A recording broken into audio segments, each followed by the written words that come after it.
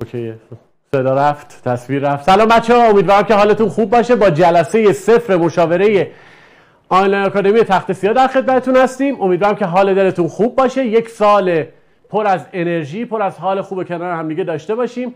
همین 2 هفته پیش بود که داشتیم از بچهای 1401 خداحافظی می‌کردیم و الان با بچهای 1402 3 4 داریم سلام علیکم و احوال پرسی می‌کنیم و امیدوارم که سال خوبی رو کنار هم دیگه داشته باشیم، سرشار از انرژی مثبت، سرشار از برنامه‌ریزی‌های مدون و درست حسابی برای اینکه شما بتونید در مسیری که تعیین کردید برای خودتون، برای زندگیتون، به بهترین حالت خودتون برسید. خب ممنون. شما امیدوارم که حالتون خوب باشه. الهه، نرگس، علی، مونا، سمیه، محدثه و اونایی که رفتن بالاتر، مینا خانوم. بله، امیدوارم که حالتون خوب باشه. بچه‌های عزیزم، چون جلسه 0 و امکان داره که حالا ورودی های عجیب غریبی هم داشته باشیم، لذا توی صفحه چت انشالله به امید خدا که اتفاقی نمیفته، ولی اگر که یه وقت کسی شیطنتی کرد مجبور میشیم که علیرغم مهر باطنیمون حذفش کنیم. پس امیدوارم که اگر سوالی دارید بپرسید و تمام تمرکز و حواستون رو بدید اینجا که صحبت‌های امروزمون رو انجام بدیم، بریم جلو تا به یک نتیجه خوبی آخر جلسمون برسیم. بسیار خوب.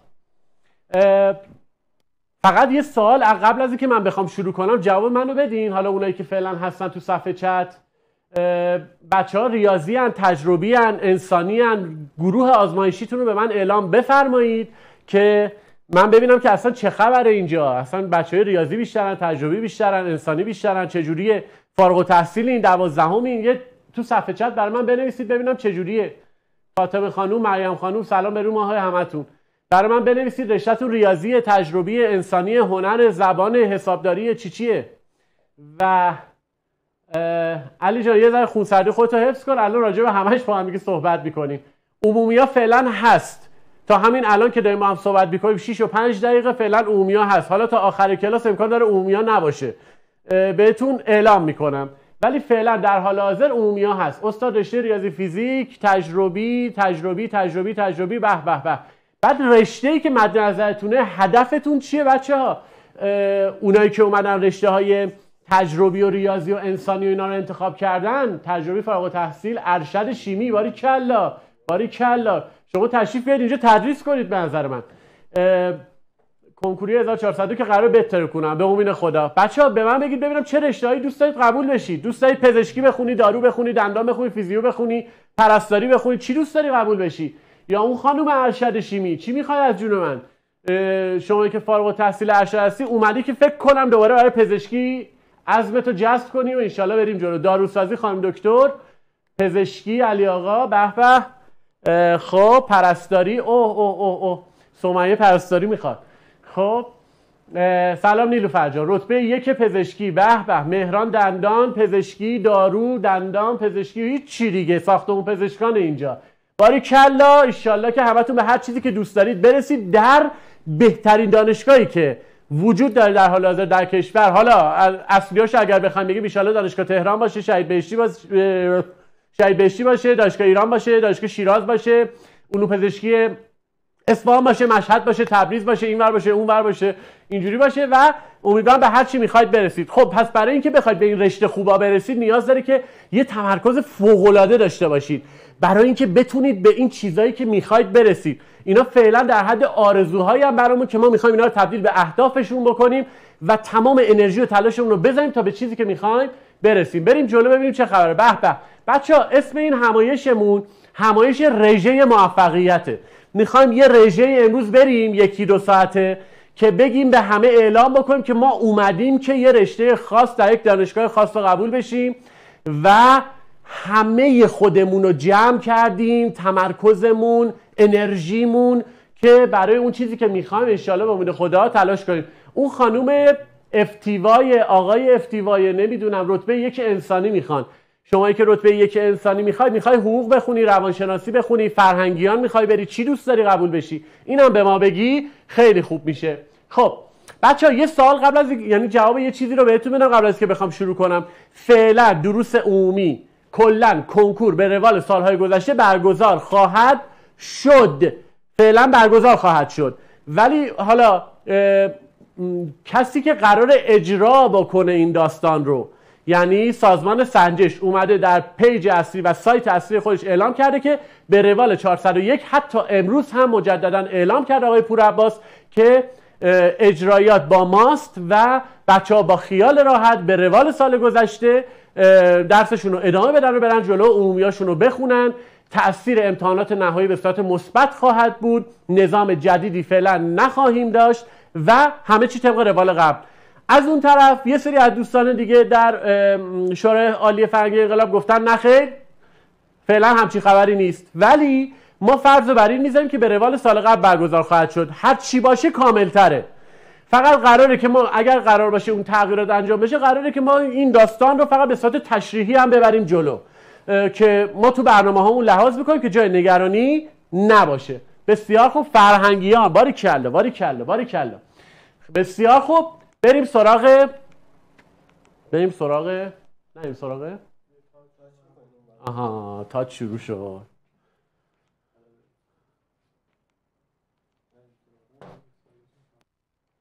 آها خب بعد درد میزنم. بریم برای همایش رژه موفقیتمون. خب بچه‌ها در همایش رژه موفقیت چه چیزایی؟ چرا میری جلو؟ خب می‌خواست تست کنه. بسیار خوب بچه‌ها، تو مرحله اول صحبتمون پس احتمالش خیلی کمه تغییر کنه. استاد درسته. یعنی اگر من فکر میکنم که اگر قرار بود همسویی اتفاق بیفته دیگه افتاده بود دیگه. پس به احتمال بالای 90 درصد 99.99% ما میگیم که به روال قبل خواهد بود. انشالله که هر چی که دیگه میخواد بشه دیگه سریعتر مشخص کنن. بریم سراغ صحبتمون. اگه جهت حرکت درست باشه مهم نیست که با چه ساعتی داری حرکت میکنی. ببین عزیز دل من، بحث اصلی بود اینه که من معمولا هدف بچه‌ها رو اول کلاس ازشون میپرسم که به یه چیزی برسم. اول سال میپرسم که به یه چیزی برسم. میگیم که باید مسیرمون درست باشه، جهت حرکتمون درست باشه. اگر من قرار باشه که درس بخونم ولی زمانم رو به کارهای دیگری اختصاص بدهم پس قطعا چون تمام تمرکزم روی اون کار نیست به نتیجه درستی نمیرسم. مثالش رو همیشه توی جاده ها میزنم. میگم فرض بر این بگید که شما میخواید برید تبریز، پس باید بندازی تو جاده تهران، کرج، قزوین، زنجان رو بری جلو. ولی تو اشتباهی میندازی تو جاده مشهد، جاده امام رضا، با سرعت 300 کیلومتر بر ساعت هم میری. آیا هرگز به تبریز خواهی رسید؟ خیر، شما به سمت مشهد داری میری، یعنی خلاف جهت. با هر سرعتی هم که بری باز به نتیجه نخواهیم رسید. سلام بهار جان. پس چه اتفاقی میفته؟ اولین گامی که باید انتخاب بکنیم برای رسیدن موفقیتمون اینه که در مسیر درست گام برداریم و درگیر حواشی یا طبق روال همیشه ساید افکت های منفیمون نباشیم. حاشیه های منفی رو بذاریم کنار، صحبت های اضافه رو بذاریم کنار، دبیرامون رو انتخاب کنیم، مشاورمون رو انتخاب کنیم، بهشون ایمان داشته باشیم، در مسیرشون حرکت کنیم و بریم جلو تا انشالله با امید خدا به نتیجه‌ای که میخوایم برسیم. بریم سراغ بعدی میگه چی؟ آقا 2 تا سوال مطرح شد اینجا. اگه دقت کنید تو سال گذشته گفتن که ظرفیت پرستاری رو بردیم بالا، ظرفیت پزشکی رفت بالا، دارو میخواد بره بالا، دندان میخواد بره بالا. حالا دفترچه شماره 2 که توی اواخر مرداد ماه میاد مشخص میکنه که ظرفیت چه تغییری براشون ایجاد شده. اما اگر که با توجه به فرهنگیان رو بردن بالا، با توجه به افزایش ظرفیتایی که اتفاق افتاده، آیا در چند سال اخیر اتفاق افتاده، آیا همه قبول میشن؟ یا اصلا کنکور سراسری چیست؟ کنکور سراسری رقابت حوالی 1,200,000 نفر داوطلب برای شرکت کردن و رفتن در دانشگاه‌هایی که 1,700,000 تا صندلی داره. پس 1,200,000 نفر شرکت میکنن ولی 1,700,000 تا صندلی وجود داره. پس یعنی بیشتر از تعداد دانشجو. بله، سازمان سنجش اعلام کرد امسال 100% کسایی که در رشته ریاضی هستن قبول خواهند شد. در رشته تجربی و انسانی هم قبول خواهند شد.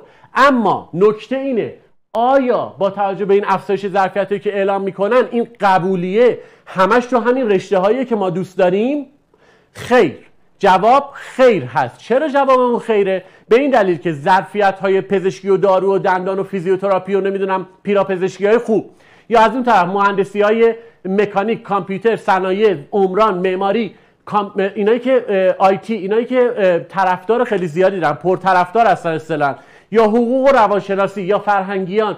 خب نگاه کنید، ما 580,000 نفر شرکت کننده رشته تجربی داشتیم، همه قبول میشن. در آبخیزداری، مهندسی کشاورزی، نمیدونم رشته‌های مختلف دیگه، چه میدونم میکروبیولوژی، علوم آزمایشگاهی، چیزای چینی.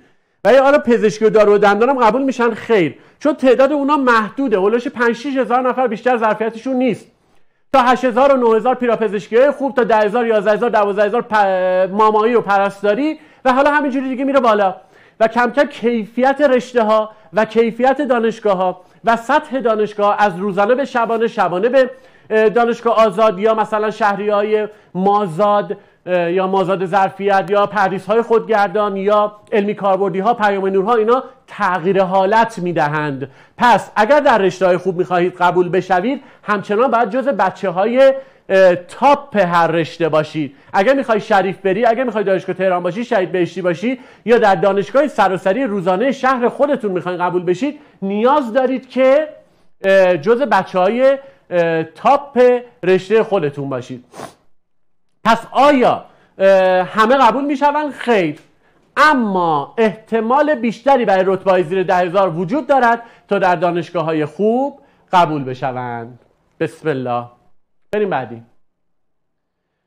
بچه‌ها در رابطه با اصول رقابت میخوام بهتون بگم. اصل رقابت داستانش برای کنکور اینجوریه که یه زمانی هستش ما یه کاری رو به صورت تیم ورک انجام میدیم، حالا جلوتر کامل اینو تفکیک میکنم، ولی سرعت رو باید ببرم بالا، به این دلیل که یه موقعی هست ببینید من اینا رو به صورت فردی اومدم شکلاشون رو کشیدم، یعنی هر کدوم از اینا به صورت فردی دارن یه کاری برای خودشون انجام میدن، هر کدومشون یه برنامه‌ای برای خودشون دارن.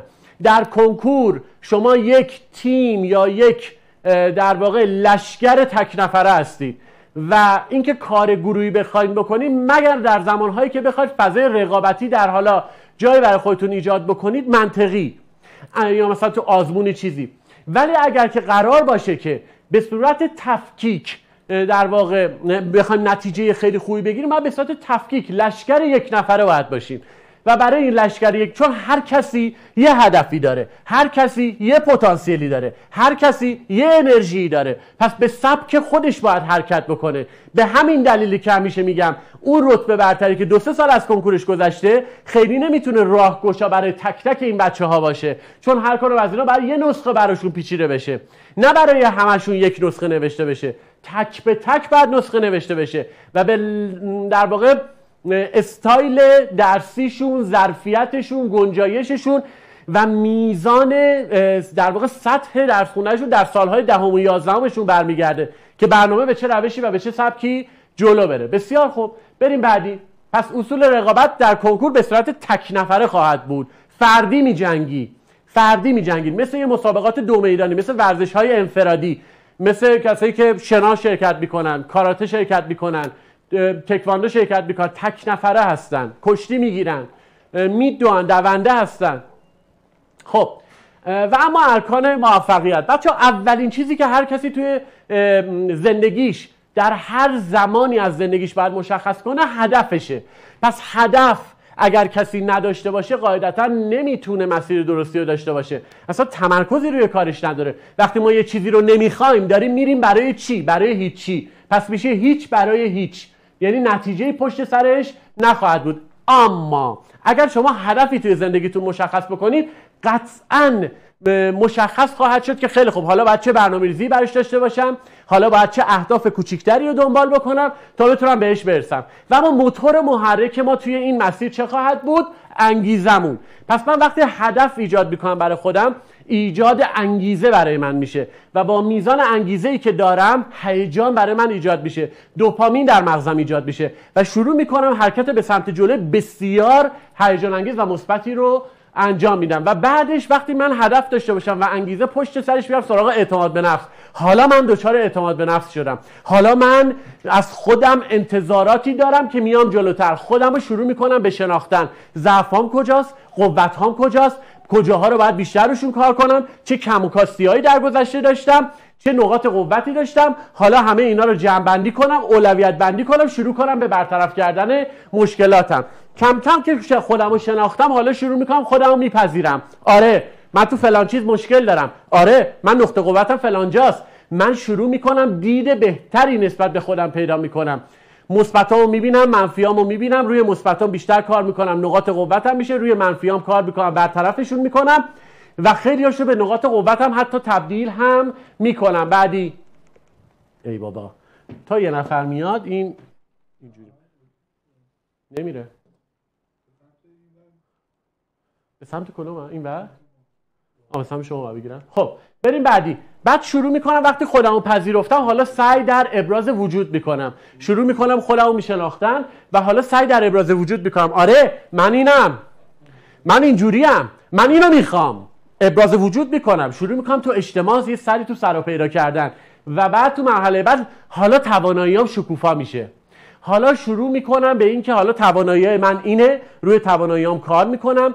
پس در واقع آدم وقتی خودشو میشناسه میدونه که تو چه زمینه‌ای میتونه قدرت داشته باشه، تو چه زمینه‌ای میتونه ضعف داشته باشه. خیلی از ماها زمانی که اهدافمون رو مشخص میکنیم شاید هنوز به شناخت درستی از خودمون نرسیده باشیم، ولی به مرور زمان که میریم جلو میگیم آها مثلا اینم. خیلی به خاطر همینه که خیلی از این آزمون‌های روانشناسی مثل آزمون‌های مثلا عرض به خدمتتون که چه میدونم آزمونی مثل آزمون MBTI، آزمون‌های این چنینی، حالا انواع مختلفش هستن چون تو زمینه‌های مختلفه، حالا MBTI خیلی کلی تره. آزمون استرانگ، آزمون‌های این چنینی که میایم میچرخیم پیدا میکنیم ببینیم شما در واقع ریشه یابی میکنیم که استعدادهاتون در آزمون‌های استعدادیابی بهشون میگن، استعدادهاتون در کدوم زمینه هستن و روی اونا شروع میکنیم کار کردن. و بعدی که شکوفا شد حالا افزایش اعتماد به نفس هم خواهی داشت. پس چی شد؟ هدف، انگیزه، اعتماد به نفس. روزی 100 بار با خودت تکرار کن هدفم چیه. حالا با این تکرار هدف و فکر کردن بهش ایجاد انگیزه میکنم، موتورم روشن میشه، اعتماد به نفسم میره بالا، خودمو میشناسم، بیشتر خودمو میشناسم، میرم رو ضعفام کار میکنم، رو قوتام کار میکنم و حالا با افزایش اعتماد به نفسم میخوام که به اون چیزی که دارم فکر میکنم برسم. بریم بعدی. خانم بهار، اونایی که ثبت نام کردن آخر کلاس بهتون میگم از فردا مشاوره‌های فردیتون شروع میشه. خب بریم بعدی. کجاییم؟ اینجاییم. بچه‌ها برای اینکه بخواید موفق بشید توی زندگیتون، در واقع تو زندگی کنکوریتون، تو زندگی درسیتون بخواید موفق بشید، نیاز به دبیر حرفه‌ای دارید، نیاز به مشاور دارید و نیاز به در واقع آزمون‌های حرفه‌ای دارید. حالا بهتون میگم چیه. دبیر حرفه‌ای باعث میشه که یه عدم چندگانگی در آموزش براتون ایجاد نشود. در واقع عدمش که میگه عدم چندگانگی در آموزش یعنی براتون چندگانگی در آموزش ایجاد نکنه. تدریستون تستی باشه، تشریحی باشه و مفهومی باشه. حالا چه امتحان نهایی داشته باشیم، چه امتحان نهایی در واقع تاثیر قطعی داشته باشه، چه تاثیر قطعی نداشته باشه و تاثیرش مثبت باشه، به هر حال تاثیرگذاره. پس تدریسش باید مفهومی باشه تا شما کامل بفهمی چی به چیه و بعد که کلیات رو گرفتی حالا برید سراغ تست، برید سراغ مسائل ترکیبی و تدریس همزمان 12 پایه رو داشته باشه برای تست‌های ترکیبیتون، برای مطالب در واقع ترکیبیتون و همینجور میریم جلو. پس این شد دبیر حرفه‌ای. همزمان 12 پایه رو بهتون بگه، تستی بگه، تشریحی بگه، مفهومی بگه و چندگانگی‌های در آموزش رو براتون بگیره. و اما مشاور چی کار میکنه؟ اولین کار مهمی که باید انجام بده این بگم. اولین کار مهمی که باید انجام بده ارائه برنامه است. برنامه ریزی درستی رو برای شما ایجاد کنه. جلوتر راجع بهش صحبت میکنیم. نظارت کلی و اشراف کلی رو کارتون داشته باشه. هر روز چه کارهایی کردی، هر شب چکت کن، نبده دست پشتیبانا. ما اصلا پشتیبان نداریم. همه با من در ارتباطن. حتی پیام کارکردهایی که میفرستید همه با من. این که بخوام 4 تا دانشجو بذارم کف دستم مایه تومانم بهشون بدم بعد بگم حالا به جای 100 تا شاگرد 1000 تا شاگرد میگیرم، این به درد نمیخوره. کلا شاید یه پول بیشتری گیر من میاد ولی کار شما جلو نمیره. شما باید با من در ارتباط باشید. لذا ارائه برنامه، نظارت کلی. خیلی میان میگن آقا ما پشتیبان‌هایی رو داریم که دائما با شما در ارتباطن. اینا دارن از سر خودشون وا میکنن. ختم کلام. دارن از سر خودشون وا میکنن و اینا اصل قضیه اینه که من باید بدونم تو هر روز چی کار میکنی تا بتونم مشکل تو برطرف کنم. شاید یه هفته مشکل نداشته باشی، شاید 2 روز احساس کنم شل کردی و باید اونجا به تلنگره زده بشه. خب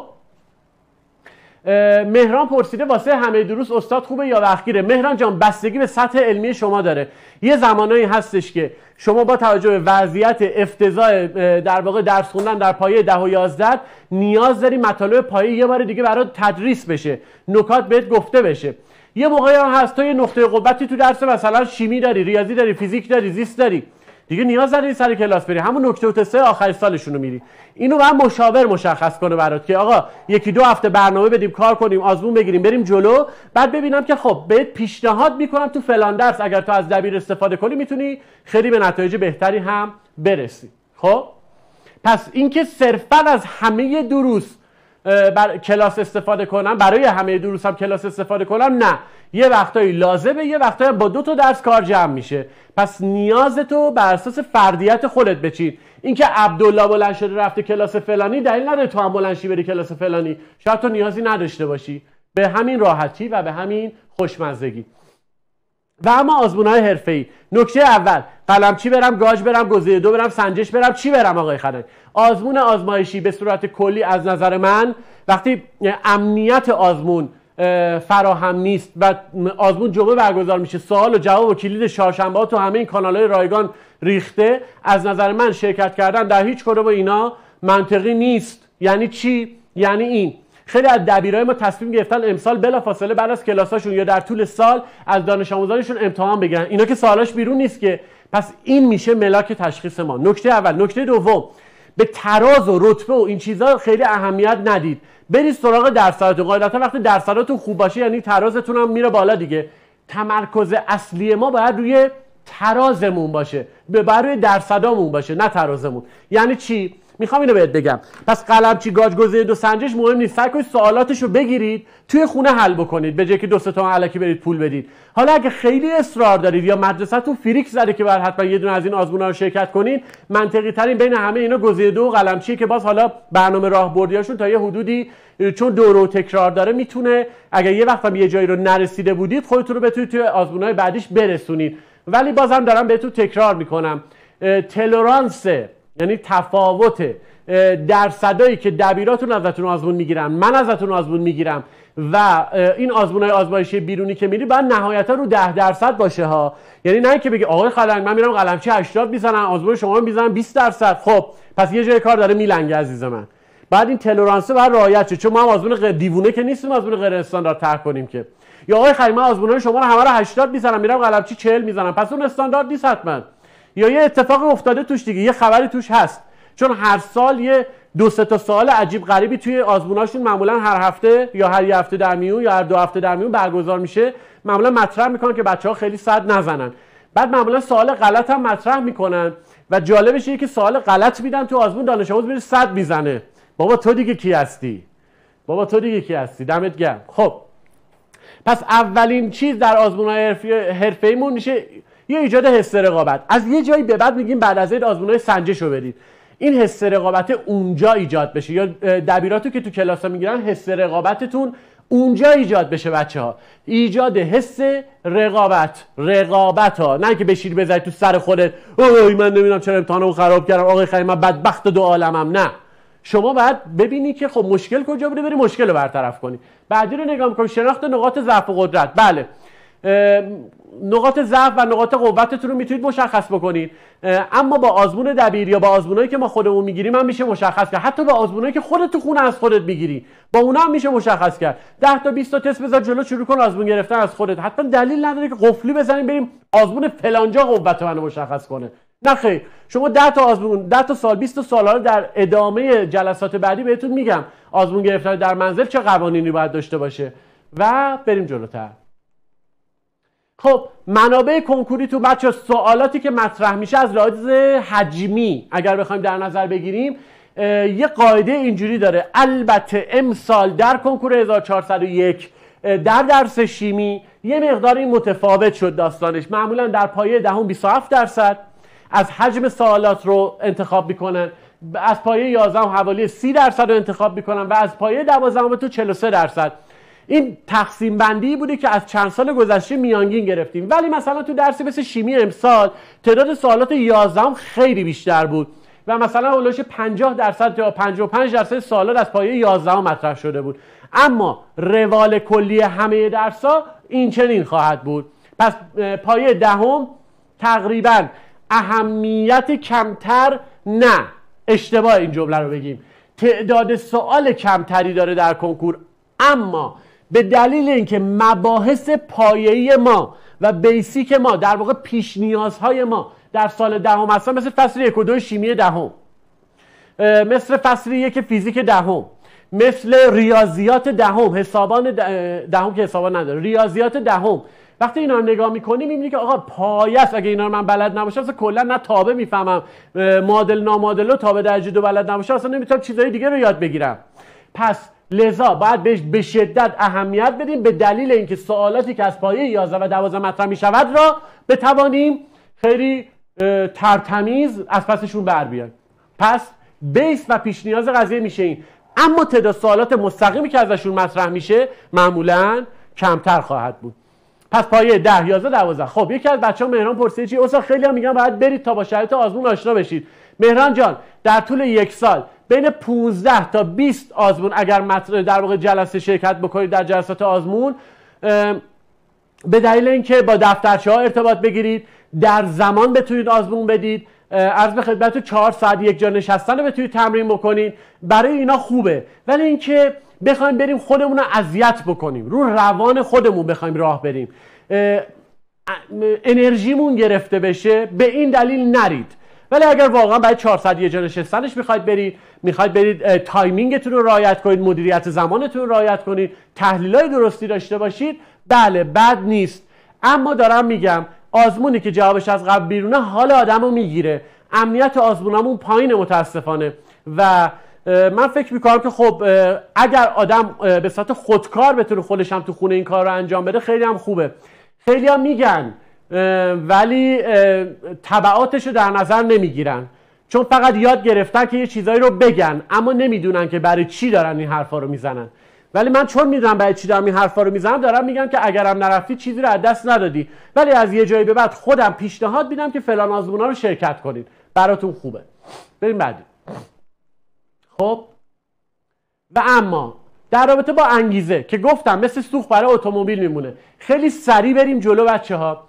خانم دکترا، آقای دکترا، خانم پرستارمون، نمیدونم مهندسامون، فرهنگیانمون، هممون گوش بکنید بریم جلو. انگیزه برای ما چه چیزایی میتونه باشه؟ اولا 5 تا مورد رو بریم بررسی کنیم، ببینیم 5 تا موردی که معمولا بچه‌ها راجبش حرف میزنن، کسایی که انگیزه مطالعه ندارن ویژگیاشون چیه، بریم ویژگیاشو رو چک بکنیم. اولی میگه چی؟ دائم به دنبال بهانه برای مطالعه نکردنن.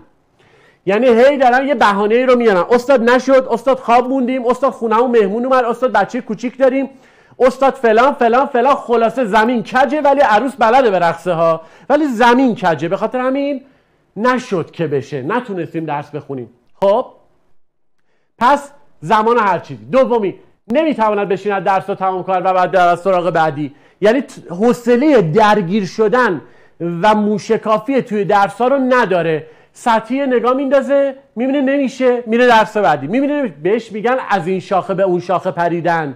اصطلاحاً آدمایی که این شکلی هستن نه فقط تو بحث درس، تو کل بحث‌های زندگیشون هم نمیتونن آدمای موفقی باشن، چون از یک کلیدواژه بسیار مهم که باعث موفقیت هر انسانی میشه توی زندگیش به اسم صبر متاسفانه محرومند. خب بریم بعدی. به موضوعی که مطالعه میکنن علاقه ندارن. میگه آقا مثلا میگن مثلا درس مورد علاقت چیه؟ بچه به من بگی درس مورد علاقتون چی هست مثلا شما؟ میگه فیزیکه. خیلی خوب. بعد درسی که خیلی باهاش حال نمی‌کنی چیه؟ میگه مثلا زبانه یا دینیه یا عربیه یا مثلا چه میدونم شیمیه، چه میدونم یه چیز اینجوری. خب بعد وقتی که میخواد بره سراغ اون درس خیلی حال نمیکنه باهاش، در صورتی که باید بدونه که آقا جون من تک به تک این درس ها درسته که ما شاید باشون حال نکنیم ولی ابزاری هستن برای رسیدن ما به موفقیتمون. اینا همه آچارهای ما هستن که باید از این آچار پیشگوشیامون استفاده بکنیم به بهترین شکل تا بتونیم بهترین نتیجه رو توی کنکورمون بگیریم. دمتون گرم، همه زیست و شیمی و باریکلا، خوش بالا آقای آرامفر. خب زیست، شیمی، زیست ریاضی، خب دین و زندگی رو مونا دوست داره. باریکلا مونا، باریکلا. زهرا زیست، مریم زیست و شیمی. خیلی خوب، خیلی عالیه، آفرین. هندسه شما از معدود آدمایی هستی که هندسه دوست داری، ولی خب دمت گرم. این یعنی شما ذهن خلاق بسیار ذهن بسیار خلاقی داری، اینجوری بگم. بریم بعدی. میگه دائم حواس به موزیک میگم دائم حواس پرتی دارد، حالا به دلیل عوامل درونی، عوامل بیرونی. چون انگیزه‌ای نداره، ویژگیش اینه که حواس پرتی داره. همش یا داره به نمیدونم خط 4 آدیداس فکر میکنه، یا داره به قاتل نمیدونم فلانی فکر میکنه، همش داره یه کاری میکنه. یعنی وقتی هیچی هم پیدا نمیکنه زوم میکنه رو ترک دیوار، مدت‌ها به ترک دیوار خیره میشه، نه کاری میکنه. بعضی وقتا بهتون میگم آقا اگر که حتی نمیخوای درس بخونی، حداقل برو عشق و حال کن، دلمون نسوزه. بگیم طرف عشق و حالشو کرد. ولی اینکه میرید توی اتاق در میبندید زوم میکنید به یک گوشه، من نمیدونم دنبال چی دارید میگردید. افسرده ای مگه؟ تو داری یه کاری میکنی برای موفق شدن و پیشرفت توی زندگیت، نه اینکه تو بخوای بری بشینی یه گوشه افسرده بشی، بعد یه سال بخوایم با قرص زاناکس و پوکساید و اینا بخوایم جمعت کنیم. اینجوری که نشد که. چرا اینقدر سخت میگیری این قضیه رو؟ آروم باشی. خب فاطمه میگه که اون آزمونایی که خودتون گفتیم پیشنهاد میدید تو همین کلاسایی که قرار داشته باشیم هم میگی قطعاً میگم. بریم بعدی. خیلی زود خسته میشون، کوتاه مدت و بلند مدت. بلندشم برم توی یخچال. همینه برنامه، اینه بلندشم برم توی یخچال. توی یخچال چه خبره؟ نیم ساعت بعد باز برم توی یخچال، برم ببینم مامانم چیکار داره میکنه. یعنی زمانی که زنگ خونتون رو میزنن، شما قبل از اینکه بربین داره میگه بله، شما میفهمید کی پشتشه، احتمال میدید یا اینه یا اینه یا اینه یا اینه. شاید هم این باشه. خب یا وقتی مامان داره تلفن حرف میزنه، مامان داره میگه نه بابا راست میگی، تو داری میگی چی شده یعنی. خب پس این یا تلویزیون، سریال، هر چیزی امکان داره حواس ما رو پرت کنه. چرا؟ چون من انگیزه خوندن اون درس رو ندارم، چون من یه هدفی داشتم، یه توهمی زده بودم ولی آدم اجرا کردنش نبودم. من میخوام که بچه‌هایی که تو این کلاس میان آدم اجرا کردنش باشن. اول از هر چیزی مهران میگی استاد گوشی نمیذاره پیشرفت کنم. فاطمه جان اگه عذاب وجدان درس خوندن تو عشق و حال میاد سراغمون، خب پس درستو بخون. یه ساله 8 ماه 9 ماه 10 ماه درستو بخون، بعدش مثل همه بچه‌ای که کنکورشون رو خوب دادن برو حالشو ببر. دیگه راحت، دیگه یه کار فوق‌العاده برای زندگی خودت انجام دادی. ملیکا جان میگه که تو درس خوندن سوسکا هم برام جذابه. سوسک که خوبه، خیلی چیزای دیگه براتون جذابه که نگم براتون. اینا سوسک به هر حال حرکت سوسک، شما تا حالا به حرکت سوسک دقت کردین؟ به اینکه یه رو یه جا زوم میکنه بعد دوباره حرکت معکوس میزنه. حالا دقت کنید دیگه، از این به بعد دقت میکنید، بعد برای من توضیح میدید. بریم بعدی. خب و اما چیا باعث میشه که انگیزتون بره بالا؟ افزایش انگیزه. لطفاً حواسا اینجا بریم سراغ افزایش انگیزه. 13 14 تا نکته رو با هم دیگه مرور کنیم، با سرعت بریم جلو. 1. افراد برای اینکه بخواهند انگیزه را از بین ببرند باید خود را با دیگران مقایسه کنن. مقایسه نکن. ما ایرانی‌ها عادت نداریم تو مقایسه کردن همیشه خودمون رو بالا ببینیم، مگر اینکه مامان بابای ازمون تعریف کنن. پس مقایسه نکن، چون در مقایسه کردن همیشه تو نفر دوم خواهی بود. تو بهترین حالت همیشه میگی فلانی از من بهتره، فلانی چقدر قیافش بهتره، فلانی چقدر خوش شانسه، خوش به حالش چه مامان بابایی داره، خوش به حالش داره اینجوری. پس این باعث میشه که تو همیشه خودتو چقدر خوبه، به من میگه من اصلا درس میخونم میاد میزنه 80 20 میگیره فلان میشه. خب یعنی اولا که ما نمیدونیم دیگران راست میگن یا دروغ، بر اساس یه سری شواهد، یه سری چیزایی که گفته میشه ما اینا رو قبول میکنیم که داریم کاملا اشتباه میکنیم. مقایسه نکنید. این که میگم صبر داشته باشید توی زندگیتون، برای اینکه همیشه گفتم سنگی که طاقت ضربه های تیشه را ندارد تندیسی گرانبها نخواهد شد. از زخم تیشه خسته نشو که وجودت لایق تندیس شدن است. صبر تو ببر بالا، مقایسه نکن و سعی کن که همیشه خودتو دوست داشته باشی، برای خودت احترام قائل باشی، با انرژی حرکتتو انجام بدی و ببری جلو تا انشالله به امید خدا نتیجه فوق العاده بگیرید. بعدی با دوستانتان برنامه‌ریزی کنید و به صورت گروهی رقابت کنید. من نگفتم به صورت گروهی درس بخونید. مقایسه بده، زشته، پیفه، مال آدمای ضعیفه وقتی کسی خودش مقایسه میکنه.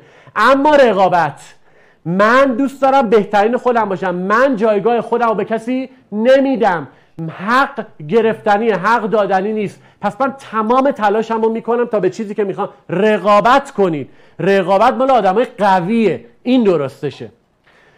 تا دلتون بخواد ما رو بیچاره میکنن، نمیدونم زیر آب میزنن، نمیدونم اذیتمون میکنن، مزاحمت برامون ایجاد میکنن که بالاخره یه روزی خسته شه بره، ولی رقابت میکنیم، مقایسه نمیکنیم، رقابت میکنیم. بریم بعدی.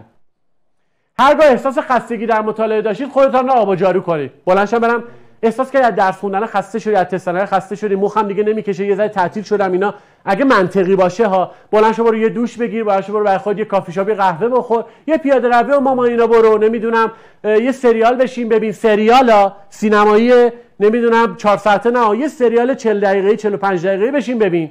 هر شب نشین سریال ببینی ها، یه سریالی که مثلا چه میدونم هر پنجشنبه هر وقت خسته شدی، به خاطر که یه حال خوب به خودت بدی. اوکی. بریم بعدی. دائما به مقصد و رسیدن به آن فکر نکنید، از مسیر لذت ببرید. مسیر جزئی از سفره. میگن آدم‌های موفق در مسیر رسیدن به موفقیتشون شکل میگیره. پس موفقیت در مسیر رسیدن به موفقیت شکل میگیرد، نه در انتها. انتها که یه آزمون میری، یا خوب میری یا بد میری، ولی در مسیر چیکار کردی؟ امروز چقدر مفید بودم، فردا چقدر مفیدم، صبح چقدر مفیدم، ظهر چقدر مفیدم. در مسیر حالشو ببر، لذت ببر از درس خوندنت. وقتی لذت میبری کیفیت اصلا حالت خوبه، چون داری یه کاری میکنی که داری باهاش حال میکنی. این خیلی خوبه. فائزه خانم میگه رفیقا منم اینجوری تو مدرسه امتحان ترمو میخوندم و بالای 19 میشم، بعد من که بالای 10 ساعت خونده بودم 18 شدم. نمیدونم دروغ میگن یا فلان. مطمئن باش فائزه جان، فائزه ای اگر فائزه باشی دیگه، مطمئن باش فائزه جان که بچه ها، من مورد داشتم به دوستاش میرفت میگم من هر شب مهمونیم. ببین گوش کن عمق فاجعه رو. دختره میومد به دوستاش میگم آقا من هر شب تو اشغالم، هر شب تو مهمونیم اینا. بعد شب به شب مثلا وای چه حوصله‌ای داشته طرف، شب به شب میرفته لباس میپوشیده، از خودش عکس میگرفته تو جای جای خونه‌شون. بعد مثلا برای دوستاش میفرستاده میگفته امشبم مهمونی بودم، استوری میکرده، نمیدونم فلان میکرده. بعد مثل خر روزی 14 ساعت درس میخونده. میخوام یه چیزی بهت بگم، نمیخوام بدبین باشی، ولی انقدرم ساده نباش که هر کی با هر کاری بتونه تو رو دورت بزنه. مورد بعدی، یه وقته ما یه کمکاریایی تو گذشته زندگیمون کردیم که الان باید چند برابر برای خودمون تلاش کنیم و وقت بذاریم. پس عزیز دل من، آدما با هم دیگه متفاوتن. تمام انرژی تو بذار. اهداف آدما هم با هم دیگه شاید مثلا من بگم من دلم مثلا میخواد که چه میدونم یه پنت هاوس تو فلان جای تهران داشته باشم، ولی مثلا تا ظهر که کار میکنم، تا ساعت 2 ظهر که کار میکنم، میگم نه دیگه خسته شدم دیگه. آدمی که یه چیزایی رو میخواد توی زندگی خستگی براش معنی نداره، خواب براش معنی نداره، تمام انرژیشو میذاره تا به چیزی که میخواد برسه. حالا شاید اونی که خواستم نشد، ولی نزدیک بهش حتما میشه، حتما میشه. خب آره علی جان خونه بوده. خب بریم بعدی. تعیین هدف قبل از شروع مطالعه. بین کتابا گم نشید، برنامه داشته باشید. یعنی چی؟ یعنی طبق برنامه امروز قرار زیست فلانجا رو بخونم، شیمی فلانجا رو بخونم، فیزیک فلانجا رو بخونم و. خب بریم جلو. پس با برنامه برید جلو، نه که صبح بلند شی کوه کتابا دور و برت باشه، بگی خب حالا اینو بخونم، اینو بخونم، چیکار کنم؟ ها لیموشو بدم، هلوشو بدم، چیکار کنم؟ ها من میگم همشو، ولی به ترتیب اولویت بخونید و با دقت. بریم بعدی. بعد از مشخص شدن هدف فعالیتتون رو متصل کنید به هدفتون. تکنیک ذهن هیبریدی میگه که شما، این یه تکنیکیه که ما داریم، از 2 نیم کره مغزمون استفاده میکنیم و از ذهنمون برای فعالیتامون استفاده میکنیم. یعنی هایبریدش میکنیم، ترکیبش میکنیم با همدیگه تا بتونیم یک نتیجه فوق‌العاده مثبت و مفید رو بگیریم. حتی در ماشین ها و اتومبیل ها هم جدیداً دنیا، شرکت های فوق‌العاده خودروسازی دنیا به این نتیجه رسیدن که هایبرید یعنی ترکیب سوخت فسیلی و برق میتونه بهترین ترکیب باشه برای استفاده کردن از ماشین ها.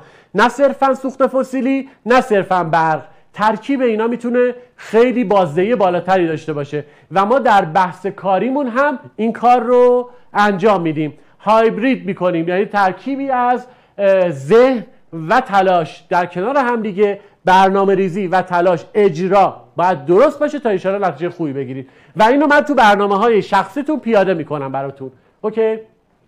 بریم بعدی میگه چی؟ میگه روی انتخابا حساس باشید. انتخاب بهتر، انگیزه بیشتر. انتخاب ها میتونه چیزهای مختلفی باشه، از آدمایی که دور و برمونن، از دبیرانی که انتخاب میکنیم. انتخاب درست داشته باشید. هر کی قشنگتر بود اونو انتخاب، هر کی بانمک بود اونو انتخاب نکنید. هر کی حاشیه داشت آدم درستی نیست، فقط میخواد شلوغکاری بکنه که فالوورش بره بالا. کنترل کنید خودتونو و سعی کنید مدیریتش بکنید. اوکی؟ بریم بعدی. اهداف کوتاه مدت داشته باشید تا حس رسیدن بهتون دست بدهد. هر جا دیدید حاشیه‌ای وجود داره در جا لفت بدید، در جا آنفالو بلاک، تمام، که ذهنتون با آرامش بره جلو. درگیر نکنید خودتون رو لطفا، خواهش میکنم. اینا دنبال اینن که 4 تا مثل ماها بریم لایکشون کنیم بگیم آره استاد شما درست میگی، وای تو حرف دل منو زدی، وای تو فلان. بی خیال، اینا فقط انرژی و وقت ماها رو میگیره. آب بخورم صدام گرفت، اعصابم خورد میکنم. بریم بعدی. اهداف کوتاه مدت داشته باشید. گفتم یه هدف مشخص میکنی برای خودت. پزشکی، دندان پزشکی، داروسازی، شهید بهشتی، دانشگاه تهران، فلان فلان فلان، اینا رو برای خودت مشخص میکنیم. خب اوکی. هدف بزرگه رو خوردش کن بیارش تا امروز. زنجیر ببند به همشون. حالا دونه دونه بگیر برو جلو. امروز اوکی بودم؟ بله. پس یه قدم به مسیرم نزدیک شدم. فردا خوبه؟ بله. یه قدم دیگه دارم نزدیک میشم. پس فردا، پس فرداش، همینجوری. اهداف کوچکتر قابل دسترسه. حال بهتری به ما میده، انگیزه میده. پس اگر امروز تونستم به این تعداد تست برسم، به این ساعت مطالعاتی برسم، پس فردا هم، پس فردا هم، پس در نتیجه این ماه هم فلان بود. حالا در نتیجهش توی 9 ماه 10 ماه توی کنکور هم میشه رتبه دمشگرم و خوب. بریم بعدی. این چیه؟ بریم بعدی. ساخت روتین یا عادت‌های مثبت. یه وقتی از دانش‌آموز دارم میگه که آقای خدنگ من یه روزایی 16 ساعت درس میخونم، یه روزایی اصلا نمیتونم درس بخونم. این نوسانی بودن و سینوس کوسینوسی درس خوندن باعث میشه که چه اتفاقی براتون میفته؟ اون نتیجه‌ای که میخواید رو نگیرید، چون تکرارتون در واقع تکرارهای درستی رو ندارید، چون نظم نداره ذهنتون، چون یک روز درس میخونی یه روز درگیر کار دیگه میشی، پس حواشی وارد ذهنتون میشه. اینکه روتینش بکنین، هر روز از 8 صبح بلند میشم فلان کارو میکنم، یا مثلا 7 صبح بلند میشم ورزش میکنم، بعد فلان کارو میکنم، صبحونه میخورم، دوش میگیرم، درس میخونم تا ظهر، نهار، نماز، استراحت، ادامه مسیر تا شب دوباره مثلا یه 40 دقیقه 45 دقیقه وقت میذارم، کارهای جانبیمو انجام میدم، جنبندیمو انجام میدم، کار کردم میفرستم، میخوام فردا. کار ما، زندگی ما در این 8 ماه 9 ماه 10 ماه آینده درس خوندنه ولا غیر. بریم بعدی. تفریح کنید. آقای خدنگ ما اگر که در هفته 2 تا 90 دقیقه سالن بریم فوتبال بازی کنیم اشکال داره؟ هرگز اشکال نداره. آقای خدنگ اگر من بخوام کلاس شنا برم، مثلا 2 بار در هفته دوچرخه سواری برم، شبی 10 دقیقه رو 20 دقیقه بخوام پیاده روی کنم، مشکل داره؟ مگه زندانه؟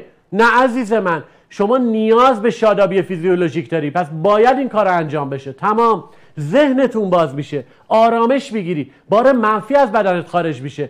پس در حد 2 تا 90 دقیقه، شبی 10 دقیقه، نیم ساعت، 20 دقیقه، هیچ مشکلی نداره.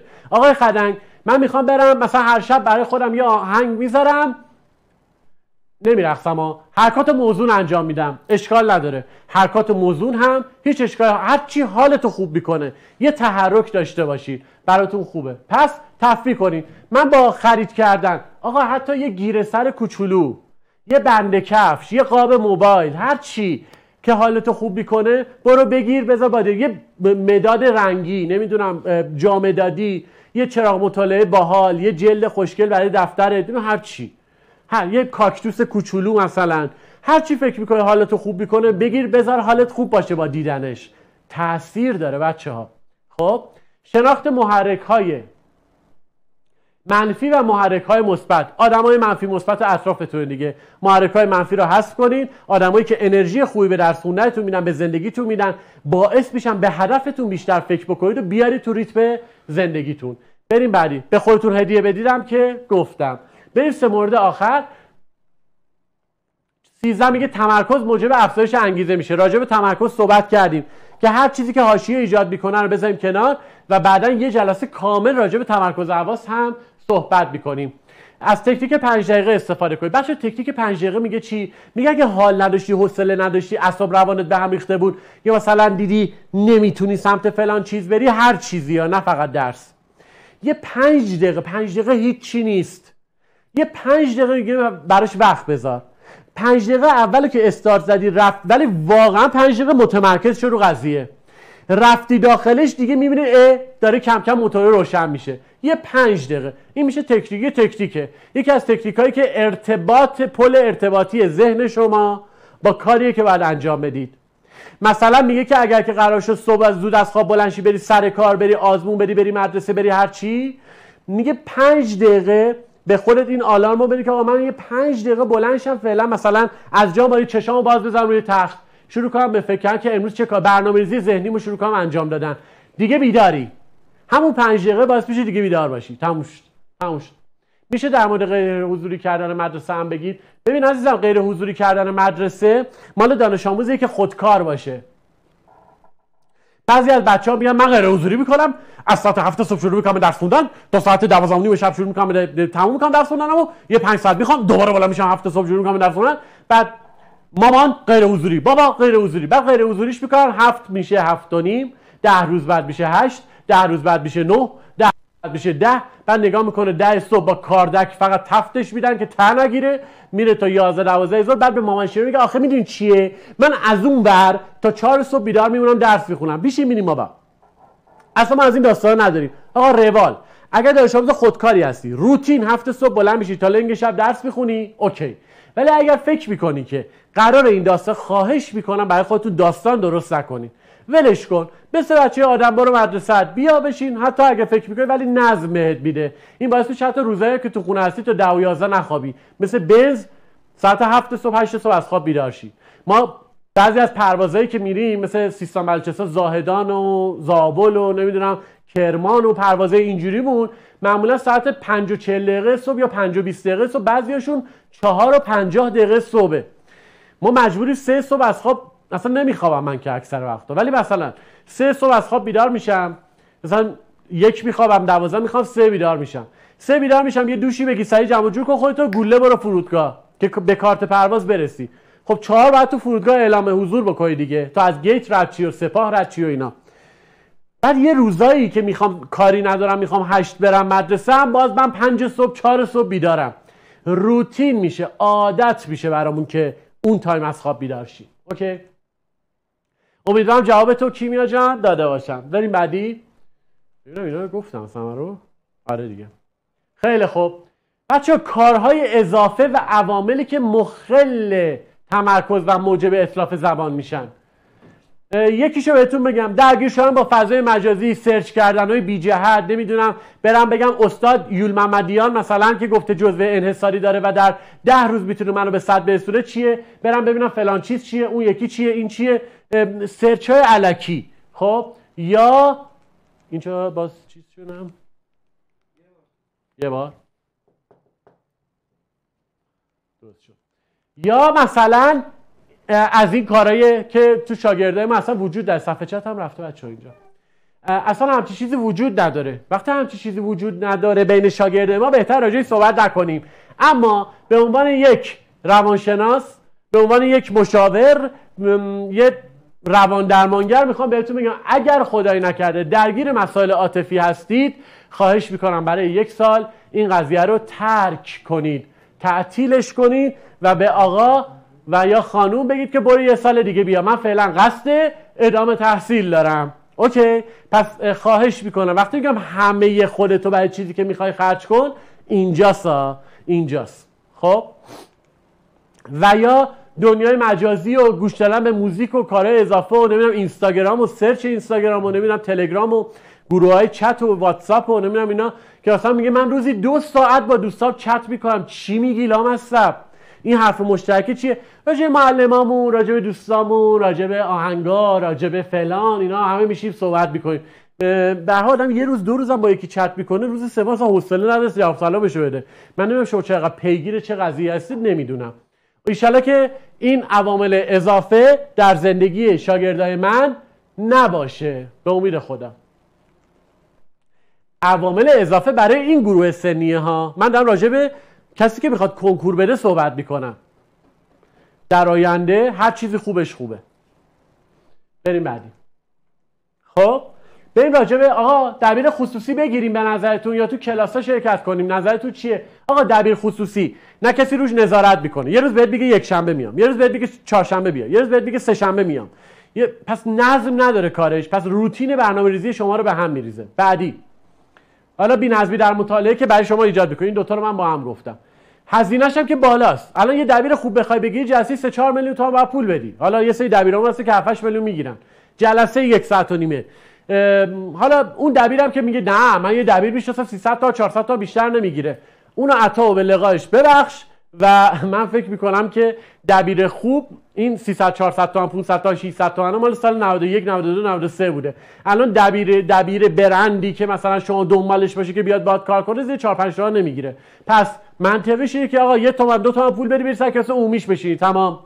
از همون کیفیت استفاده میکنی، نظم داره، روتین، نظارت داره، طرح درس داره. به نظر من منطقی ترین حالت داره. پول اضافه هم که دارید آخر برنامه من شما کارت میدم بریزید برای من حداقل برای خودم یه چه میدونم شلواری، پیرنی، ساعتی چیزی بخرم. خب غیر مادیشو بخوام در نظر بگیرم، کلا چون نظم نداره دبیر خصوصی، مثلا میگه این هفته نمیام، به جاش چهارشنبه 2 جلسه پشت سر هم میام، لامصبیه و حجم کل مطالب وارد مغز بچه میکنی که بخونه. نکنید این کارو. دبیر خصوصی در حالت کلی خیلی منطقی نیست. دیگه تو بهترین حالت ممکنش بخواید استفاده کنیم، یه سری کلاسای مثل وی آی پی و کلاسای اینچنینی ان که مثلا میتونید از کلاسای وی آی پی استفاده کنید، تعداد نفر کمتری سر کلاسه ولی باز نظارت مدیر، نمیدونم طرح درس، برنامه، روتین کلاسه. ولی به جای مثلا کلاس دکتر آرامفر به جای مثلا 1500 نفر دانش آموز سر کلاسش 8 نفر میشینن، پیگیریاش متفاوته، میشه وی آی پی که باز هزینه‌اش از کلاس خصوصی هم خیلی کمتره. پس دیگه تو بدترین یا بهترین حالت ممکن وی آی پی انتخاب کنید، نه اینکه یه دبیر بیاد بشینه با من کار کنه. بدترین ضربه‌ای که به شما میزنه شما رو وابسته خودشون میکنن و این وابسته کردن باعث میشه اگه نباشه شما نتونی درس بخونی. نکنید این کارو. چند وقت پیش از 2-3 سال پیش یه چیزای مد شده که این مثلا بالا شهریا فکر میکنن خیلی با کلاسن، پرستار مطالعاتی میگیرن برای بچه‌هاشون. جون بابا، پرستار مطالعاتی. آره دیگه، از صبح کتی میاد میشینه بغل دست الی، این دوتا با هم دیگه تا شب درس میخونن، بهش میگه حالا بخون حالا نخون، الان غذا بخور الان برو دستشویی. مسخره بازی، جو جو جو جو. دارم بهتون میگم مواظب این داستانا باشی. والا با این نوناشون. آقا بریم سراغ نحوه برنامه ریزی. نحوه پرستار مطالعاتی؟ ول کن بابا، مگه کهنسالید مگه شماها؟ من نمیدونم. نحوه برنامه ریزی بچه‌ها برای کسانی که مدرسه میرن یه طرح درس داریم. این طرح درس رو دقت بفرمایید چی دارم میگم راجبش، چه کیفیتی داریم. لامصب. خب میشه بیام اینور؟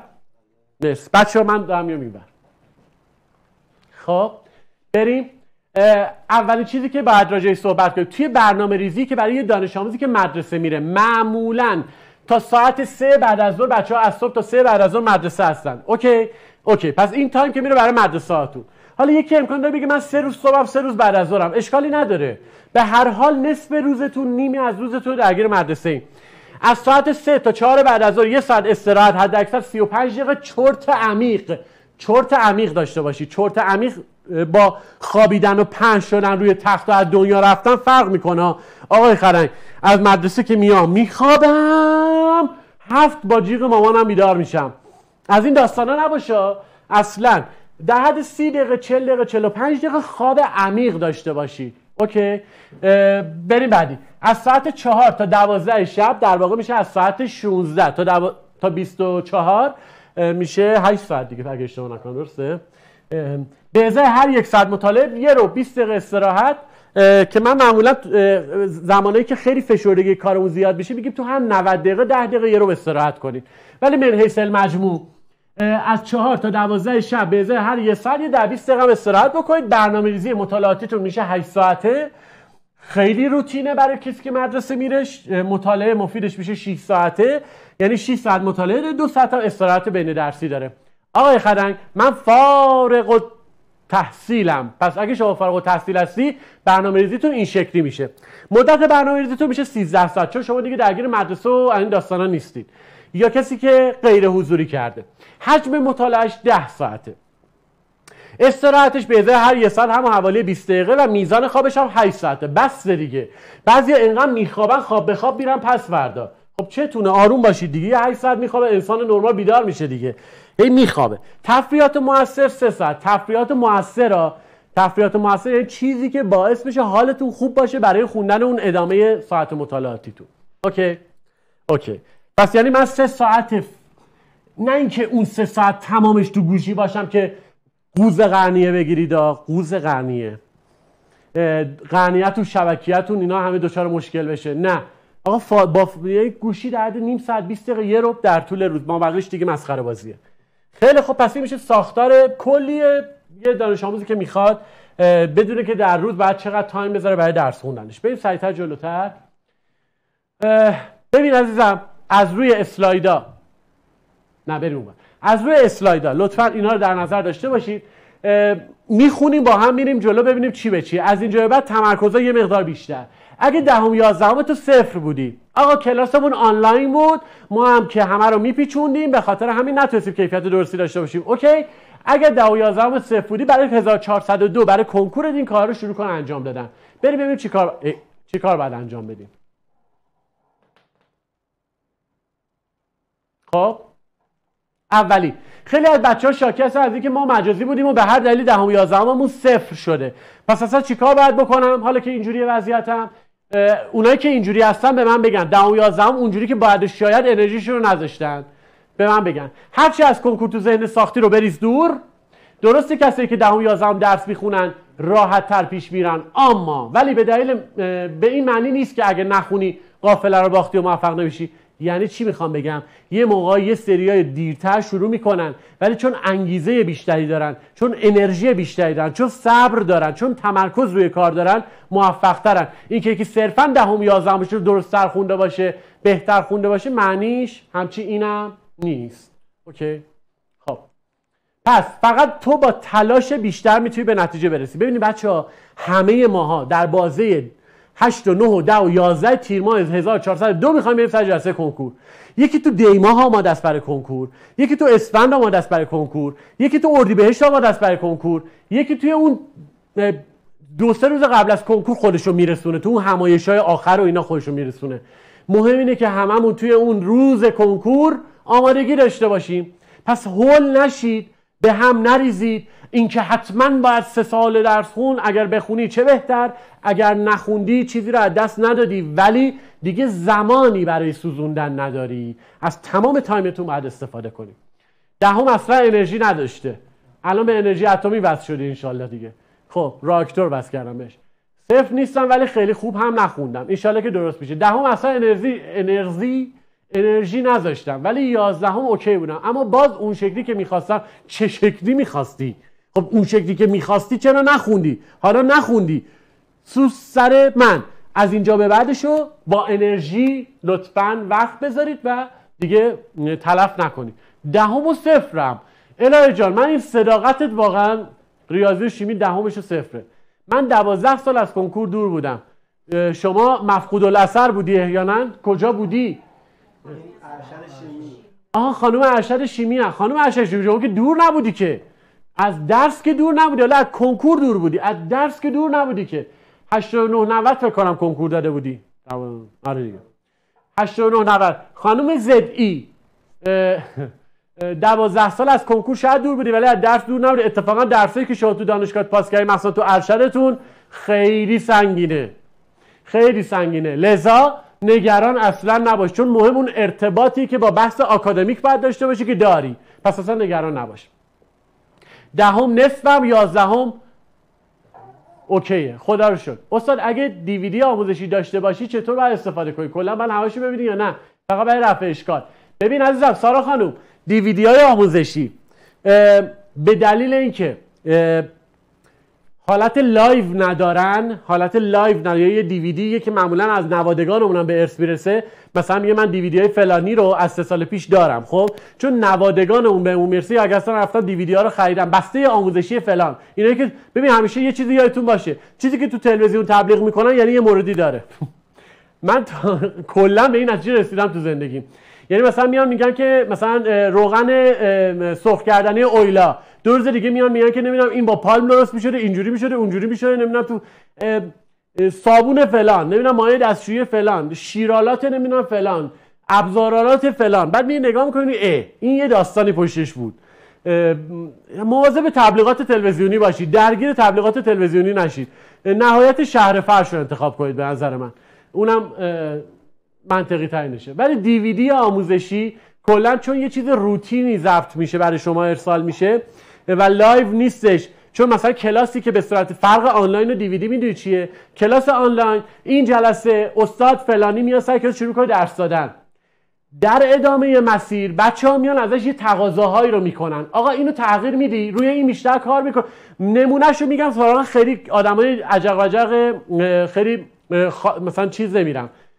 آقای آرامفر توی زیست شناسی، من توی این 2-3 سالی که دارن حالا دیگه سر کرونا آنلاین ها اومدن رو کار، مدلش اینجوریه که مثلا از این هفته تا هفته بعد به پشتیباناش که جوابگوی سوالات بچه‌ها هستن میگه مشکل بچه‌ها تو چیا بوده، چی رو باید بیشتر کار کنیم روش. یا مثلا آقای براتی، آقای قدیمی، اینا رو من دیدم که توی این ویدیوهایی که گرفته بودن ازشون گفتن که ما بلافاصله بعد از کلاس اون آزمون برگزار میکنیم که ببینیم مشکلات بچه‌ها تو کدوم قسمت از هفته بعد دوباره بیایم روش کار کنیم. خب این خیلی فرق میکنه با اینکه یه چیز روتین ضبط شده‌ای باشه من برم نگاش کنم، چون رو ضعف‌های بچه‌ها دوباره برنامه‌ریزی میشه، سبک تدریس تغییر میکنه به نسبت نیاز داوطلب. ولی تو دیویدی این اتفاق نمیفته. در حالت کلی اگر به شدت تحت فشار اقتصادی هستید و واقعا دیگه دستتون به ایجا بند نیست، من فکر میکنم که دیویدی بد نباشه. ولی در کل حضوری و آنلاین رو خیلی بیشتر پیشنهاد میکنم تا کلاس این چنینی. خب بریم بعدی. ای بابا، خب جواب سوال میدم خدا. میگه استاد دیر شده دیگه تهیه کردم. خب اگه دیر شده دیگه تهیه کردی چرا میپرسی؟ نه چرا میپرسی؟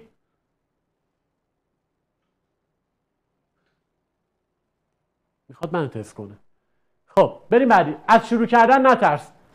آقا میگه از شروع کردنمون نترسیم، نمیدونی از چی شروع کنیم. میگه ایرادی نداره، از فصل اول دهم همه چیز شروع کن، چون بیس دیگه عقب‌تر بهتون گفتم پایه مطالعاتی ما در واقع میشه همون سال دهممون. پس اگر تا الان هم شروع نکردی یا اگر سال 10 و 11 خوبی هم نداشتی، استارت دهمتو بزن. و دلیلش هم اینه که درسای پایه و درسای دهم، درس اول هر پایه سبکتر و مقدم یا مقدم دروس دیگه است. خب پس نگرد دنبال فصل خاص، اول برم فصل 2 سال 11 رو بخونم، آروم باش، مدیریتش کن. حالا یه موقعی دهمت خوبه چون تازه 11 رو تموم کردی، میگی برو سراغ 11. یه روتین، بچه‌ای که 11 خوبی رو گذروندن تو تابستون رو 11 بهشون مانو میدیم. ولی اونی که 10 و 11 کلا توی آسمونا سیر میکنه، معمولا تمرکز اون رو از رو دهم میذاریم و مقدمه چینی میکنیم و پایه رو میبریم جلو. حالا فردای سعی سارا جان، حالا یه هزینه‌ای کردی، حالا از اینجا به بعد شاید بهتر بشه. میترا میگه من فارغ التحصیل نظام قدیم هستم، باید برای تسهیل معدل چیکار کنم؟ ضمن تغییر رشته‌ای هم هستم. فارغ التحصیل نظام قدیم هستی یعنی نظام چه سالی هستی؟ اینا رو تو دایرکت از من بپرسید، چون حوصله بچه‌ها سر میره. میترا جان آخر کلاس شماره و آیدی و این چیزای من هست، دایرکت بپرسید بهتون توضیح بدم، نکنید. خب پس دنبال فصل خاص نگردید. از تست زدن، این بچه‌های فنیمون دیوونه شدن، حوصله‌شون سر رفته، میرن اسلاید بعدی. خدا شفا بده همه مریضای اسلامو. خب از تست زدن نترس، ایرادی نداره. یه هفته اول اگر از 20 تا تستتون 15 تا غلط هم داشتید هیچ اشکالی نداره. آقا اگر از 15 از 20 مثلا 20 تا تست میزنی 15 تاش غلطه، کارم بکن. 15 تاش غلطه، اشکالی نداره. قرار نیست ما همون اول بسم الله هر چی رو دیدیم بزنیم که. بهش میگن تست آموزشی. یعنی روی تستای آموزشی باید بعضی وقتا 10 دقیقه 15 دقیقه 20 دقیقه وقت بذاری، تأمل کنی، تفکر کنی، چرا بیاری تا بتونی ارتباط بگیری چی داده چی خواسته. حالا از مفاهیمی که تشریحی یا مفهومی یاد گرفته بودم، نکاتی که یاد گرفته بودم، چجوری باید بیارم روی کاغذ. خب پس روی اینا باید کار بکنیم. بله مهندس خانم. خیلی خوب، بریم بعدی. بیا کم بودن، یکی دیگه اومد. پس دنبال این نباش که همه چی رو 100% بلد باشی. به مرور زمان بچه ها اینجوری نیست که من اول همه رو خوب بفهمم، بعد که همه رو خوب فهمیدم حالا بیام آروم آروم تست بزنم. شما باید هر یه تیکه‌ای رو که میخونی میفهمی بری تستش هم کار بکنی.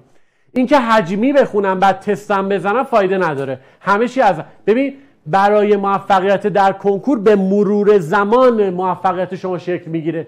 یعنی کم کم به سمت 100% میرید. حواستون رو جمع کنید. بریم بعدی. روش‌های من درآوردی رو استفاده نکن. بذار تکنیکایی که دبیرات میگن رو استفاده کن. یا اگر حالا برای خوندن مفهومی که حالا روش خاصی نداریم، یا اون تکنیکایی که من بهتون میگم برای روش‌های مطالعه هر درس بهتون گفته میشه، بعدا بهتون میگم آقا هر درس چجوری بخون، چجوری تست بزن، کی بخون، کی دوره کن، کی مرور کن، کی چیکار کن، همه رو بهتون میگم. حالا بریم جلوتر. نگو خب حالا خودم بهتر میدونم اینجوری درسته. مثال دو بار اول فقط کتاب بخونی بدون تست، بعد یک ماه به تستشو بزنی، هیچ چی یادت نمیاد. یه سری از بچه‌ها که فکر میکنن خیلی خفنن میان میگن که ما اول بیایم 10ام 11ام 12ام رو تو تابستون کامل ببندیم من لازم مفهومی، بعد از مهر دیگه بشینیم با خیال راحت فقط تست بزنیم. شما دیوونه اید والله. شما مشکل تنظیمات کارخانه‌ای دارید. شما نمیشه همچی کاریو کرد. بچه‌ها شما زمانی که یه درسی رو میخونی باید تستشو بده. شما وقتی فصل 1 رو میخونی تستشو نزنی، بری فصل 2، بری فصل 3، بری فصل 4، شما اصلا یادت نمیاد چی کار کردی که تو مهر دوباره بعد از اول دوباره بشینی بخونیشون. این تجربه است که داره بهتون میگه ها. سالها دانش آموزای فرزانگانی و نمیدونم تیزهوشانیمون و اینا این کارا رو کردن، نمونه دولتیامون این کارو کردن، بچه درسخونامون یه چیزی رفت شیطون رفت تو جلدشون این کار کردن، یا دیدم مثلا یکی یه راه غلطی رو بهشون گفت اومدن این کار مثلا گفتن 12ام کامل تو تابستون ببندیم بعد بریم تستشو. تست چی رو بزنید؟ تازه بلد نیستی، یادت نمیاد. پس نکنید این کارو. بله کیمیا خانم، دقیقاً همینه که شما میگی. تست درس زیست یا ریاضی رو قطعاً با تستش تموم کنید، بعد برید سراغ فصل بعدی. مگه میشه تابه رو خوندی تستشو نزدی برید سراغ مثلثات؟ ما باید تابه تستاشو بزنیم، سراغ مثلثات که میریم داریم تستای مثلثات رو میزنیم، تست دوره‌ای تابه رو هم بزنیم. حواستو جمع کن، نه برای اولین بار. پس اشتباه به حرف مشاوره. کسایی که تجربه دارن گوش کن، مشاور نما نه، این شلوغ کنه نه، کسایی که با تجربه هستن. خیلی خوب. هدف آرمانی نداشته باش، منظور نه این که مثلا توهم، منظورم اینه که نزنید. داشتن هدف خوبه ولی آگاهانه باشه، باید براش تلاش کنی. اگر رتبه 2 رقمی میخوای انشالله، ببین به اون اندازه تلاش میکنی. ببین همه شماهایی که گفتید پزشکی و دارو و دندان و فرنگیان و فلان و فلان و فلان، همتون الان که دارید صحبت میکنید بگید 10ام 11ام هم سوسو بودم، خیلی خوب نخوندم، اینو خوندم اونو نصفه خوندم، اونو انرژی نداشتم. الان دیگه باید ببین چقدر میخوای انرژی بذاری برای اون چیزی که میخوای. حجم انرژی که میخوای بذاری و تمرکزت تعیین کننده نتیجه کارته. بریم بعدی. خدا نگذره از مترجم. سه مرحله طلایی تا کنکور 1402. بچه‌ها همه ما تا کنکورمون، خانم مریم ام ستاره فرستاد، من متوجه نشدم. مریم میگه که استاد من 10ام ولی هر روز میگم از فردا شروع میکنم. مریم جان باید با برنامه درس بخونی و مقید باشی به برنامه‌ای که داری برای خودت میچینی. جلوتر راجع بهش صحبت میکنم. من روزی 9 ساعت مطالعه دارم برای فرهنگیان، فعلا خوبه ولی به شرطی که روتین و پرتکرار باشه مطالبی که میخونی. بریم بعدی. مرحله اول. بچه‌ها ما تو 3 مرحله تقسیم بندی کار داریم. مرحله 1 اون تابستونه، مرحله 2 شروع از مهرمونه، مرحله 3 2 ماه پایانی مونه. تو مرحله اول ما باید 10 و 11 رو جمع بندی انجام بدیم یا حداقل یه پایمون باید 100% با تستش تموم بشه. مرحله دوممون که هم شروع میشه، چون مدارس هم باز میشه یا اکثر کلاس‌ها استارت میخوره، امکان داره تا اردیبهشت ادامه داره دیگه و زمانمون یه مقدار محدودتر میشه. در ضمن توی این بازه زمانی باید هر 3 پایه رو ما باید بخونیم. اینجا نوشتم تو مرحله دوم چون باید هر 3 پایه رو بخوانید و هم مدرسه بروید وقتتون خیلی کمه و اگر یه رتبه خیلی خوب میخوای حتما باید توی مرحله 1 یه مقدار از باری که روی دوشتون هست رو بردارید، یعنی یه پایه یا به نسبت قدرتی که دارید 2 پایه تو جمع، یا حالا یه پایه 10 یا 11 رو بخونی، یه بخشی از 12 که دبیر شروع میکنم توپ باش بری جلو تا وقت بهتری برای مرحله 2 داشته باشی. و اما مرحله 3 زمان جمع‌بندی، همایش، نکته و تست، شروع امتحانات نهایی. اگر الان امتحانات نهایی نده، آزمون‌های 4 ساعت 3 روز یک بار، در واقع کارهای اینچنینی تمرکز روی تکنیک آزمون دادن باید بره، رو سرعت عمل باید کار بشه. اگر کارهای درست رو الان انجام ندید 7-8 ماه دیگه گیر میکنید تو مرحله 3 ها، بعد مجبورید کارهای مرحله 2 رو تو مرحله 3 انجام بدید. با من مدیریت شده بیا جلو که اونجا گیر نکنی عزیزم. بریم بعدی. 5 نکته طراحی برای شروع مطالعه از فصل تابستان. استاد شما توی برنامه‌هاتون کلاس‌های خود آکادمی رو هم جوشش میدید؟ منظورش پوششه. فکر میکنم ایشون با معین فکر کنم در ارتباط هستن، چون معین چند وقت پیش رفته بود کافی شاپ ژک گرفته بود بدون ژیر و جگر. شاید در جریان نباشید. خب استاد شما توی برنامه‌هاتون کلاس‌های خود آکادمی، بله دیگه، مگه میشه اصلا شما چه کلاس آنلاین آکادمی رو بیای، چه مدرسه بری، چه آموزشگاه بری، چه هر کلاس آنلاین دیگه ای بری، کلاس مشاورتون به من میگی من کلاسام ایناست، از این ساعت تا این ساعت تو این روزا، مدرسه‌ام از این ساعت تا این ساعته، آزمون آزمایشی میرم یا نمیرم، همه اینا تو برنامه‌تون لحاظ میشه بچه‌ها، همش تو برنامه‌تون لحاظ میشه، نگران نباشید. خب بریم بعدی. 1. بی برنامه بودن. اگه برای شروع برنامه‌ریزی رو یاد نگیری باعث میشه که سطح یادگیریتون قطعا بیاد پایین، در واقع تمرکزتون به هم بریزه، مدیریت برنامه‌تون به هم بریزه و کیفیت مطالعه‌تون افت پیدا کنه. پس اگه این 2 سال برنامه خوب و منظم نداشتی، الان وقتشه که طبق روال برنامه بریم جلو. بریم بعدی. نکنید.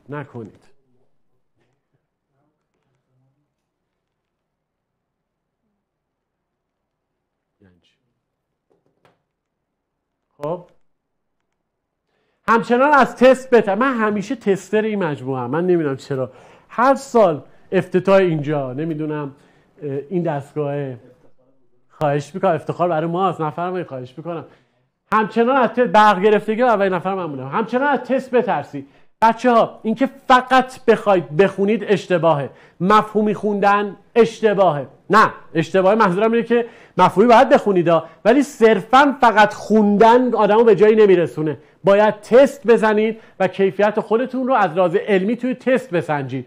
چون حالا تست یا سوال تشریحی فرق نمیکنه، ولی سوال باشه که بفهمی، آموخته‌هات رو بتونی به چالش بکشی، بدون کجا رو بلدی، کجا یادت رفته که اونا رو دوباره بشینی بخونی. و تشریحی خوندن. خب دوره خوندن صرفا تشریحی که گفتیم از سال 90 به قبل بوده، الان دیگه مدلش عوض شده و صرفا با تشریحی خوندن در کنکور نتیجه خاصی هم نمیشه گرفت. از الان به فکر چند تا منبع باشی. 1000 بار بهتون گفتم یک منبع رو چند بار خواندن خیلی بهتر از چند منبع رو یک بار خواندنه. لذا فعلا منبع اولتون رو کاملا تستاشو بزنید، بعد تستاتون رو مارکدار میکنید، نشاندار میکنید، نشانداراتون رو 2-3 بار میزنید، بعد سراغ بانک تست بعدی میرید. اوکی؟ و پنجمی درگیر حاشیه هم خواهش میکنم نشید. درگیر حاشیه محمد امیری دیگه اگه اشتباه نکنم. پس ما طبق روال برنامه‌های مؤسسه به شما برنامه خواهیم داد. نگران نباش عزیزم. وقتی هدفت مشخص باشه مسیرت هم مشخصه. دلیل نداره که دائم به بقیه و کارهای دیگه فکر کنی. حواست و تمرکز به اون میشه مقایسه. میگه مقایسه رو نکنیم. تمام. بریم بعدی. 5 تا اصل مهم در برنامه‌ریزی مطالعاتیمون. اصل اول، خب می‌دونیم که برنامه‌ریزی اول بخونیم بعد بریم توضیحش بدیم. میگه برنامه‌ریزی مهمترین رکن مطالعه است و باید بدونید که برای داشتن یه برنامه اصولی چه نکاتی رو باید رعایت کنید. خیلی خوب، بهترین نوع برنامه میگیم برنامه حجمی زمانیه. برنامه حجمی زمانی یعنی چی؟ یعنی اولا توش حجم مطالبی که میخوای بخونی مشخص شده باشه، حجمی زمانیه دیگه. حجم مشخص شده باشه. آقا من قراره در یک هفته آینده مثلا نصف تا سر لایه‌های مثلا فصل 1 شیمی دهم میخوام بخونم. بعد میگم که خیلی خوب، حالا در طول هفته میام 3 تا پارت براش مشخص میکنم، تقسیم بندیش میکنم، زمان براش مشخص میکنم، تکرار براش میذارم، مطالعه و تست و همه چیز مجزا میکنم. اینا مهمن. بریم بعدی. خب مطالعه و تست. هر درس اختصاصی که خونی تستش رو باید همون روز بزنید. تخصصی‌ها من 2 تا تیتر تابع رو خوندم، برم تستش رو بزنم ببینم فهمیدم یا نه. این خیلی مهمه، خیلی مهمه. بعدی مثال 1 ساعت و نیم مطالعه زیست دهم فصل اول گفتار اول، 1 ساعت و ربع مطالعه تست زیست همان گفتار. حالا یه سری از دبیران مجموعه هستن که برنامه هفتگی هم به بچه‌ها میدن، خیلی کمکمون میکنه تو برنامه ریزی کردنمون.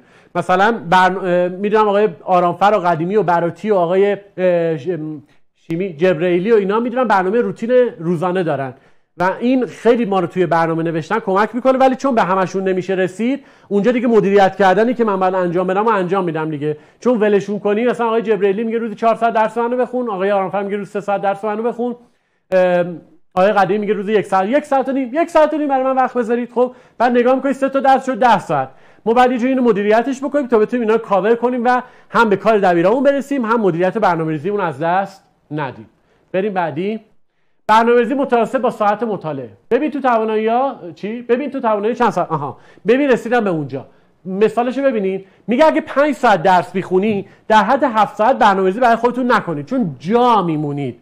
وقتی جا میمونی انگیزه‌تو از دست میدی، اعتماد به نفستو از دست میدی، همش میگی نمیشه، نمیرسم، نمیتونم و اعصاب و روانت به هم میریزه. اگه 5 ساعت درس بخونی در حد همون 5 ساعت برنامه بنویس. اگه 10 ساعت بخونی در حد 10 ساعت بنویس. اگر قرار موفق بشی توی کنکورت و جزو رتبه‌های خوب باشی اصلا کف داره، سقف نداره. مثلا بگم که کف درس خوندنم باید بشه 7 ساعت 8 ساعت، ولی شاید تا 10 11 ساعت هم. ببین اینجوری نباشه. ببین اینجوری نباشید بچه‌ها. بگی من برای درس خوندنم 7 ساعت تایم میذارم، رسیدم نرسیدم 7 ساعت شما به پایان رسیده، به اشغال بپردازید. سیستم بعد اینجوری باشه. من 7 ساعت برنامه‌ریزی میکنم، حالا اگه تو 7 ساعت تموم نشد تا 8 ساعت 9 ساعت هم میرم که تموم شه. این خیلی مهمه توی برنامه، توی ذهن شما. وقتی به چش کار بهش نگاه نمی‌کنی، حال می‌کنی با درس خوندنت، دیگه اینم میتونی تحملش کنی. اوکی، بریم بعدی. بخچه‌ای درس خوندن ممنوع. یعنی چی؟ امروز کلا بشینم شیمی فصل 1 دهمو ببندم. سرطان درس خوندن بچه‌هاست. برای شب امتحان جواب میده، برای شب امتحان دانشگاه جواب میده، برای شب امتحان نهایی و پایان ترم و مستمر و اینا جواب میده، ولی برای کنکور تو دائما مطالب تو باید تکرار کنی. تو باید متنوع در روز درس بخونی، حداقل 4 درس در روز باید باشه. حالا عمومی اختصاصیش بستگی داره به وضعیتمون، ولی حداقل 4 تا باید باشه. پس حواستون رو جمع کنید که عشقم میکشه که امروز فقط زیست بخونم نداریم. پس بسیار اشتباهه. قراره طولانی مدت درس بخونی و این مدلی نه یاد میگیری نه یادت میمونه. پس باید متنوع درس خون. بریم بعدی. ملاک‌های انتخاب برای آزمون‌های آزمایشی. ملاک‌های انتخاب هم اول بهتون گفته بودم بچه‌ها. پس دیگه راجع به آزمون آزمایشی هم صحبت کردیم، سرعتمون رو زیاد کنیم بریم جلو. خب 5 تا جمله که افراد ناموفق خیلی استفاده میکنن. ببین اون آدمی که اصلا حس و حال درس خوندن نداره یا الکی توهمی میزنه ولی آدم اجرا کردنش این غیر ممکن. اصلا ببین بخاطر این بعضی وقتا اصلا با طرف که صحبت میکنم میگم که دوست داری چی دانشگاه قبول شی، میگه مثلا برق شریف یا مثلا پزشکی دانشگاه تهران. میگم اوکی. بعد یکی دیگه ازش میپرسم میگم تو چی دوست داری قبول شی؟ میگه من دوست دارم پرستاری قبول شم. میگم یعنی اگه پزشکی قبول شدی نمیری؟ میگه که چرا میرم ولی بعید میدونم، غیر ممکنه قبول شم. اینا آدمایی هستن که خودشان را باور ندارند. اصطلاحا بهشون میگیم این آدمهای ناموفقی هستن در همه قسمت‌های زندگیشون. پس اینجوری نباش دوست من. میتونم به تنهایی انجامش بدم؟ نه، تجربهشو نداری.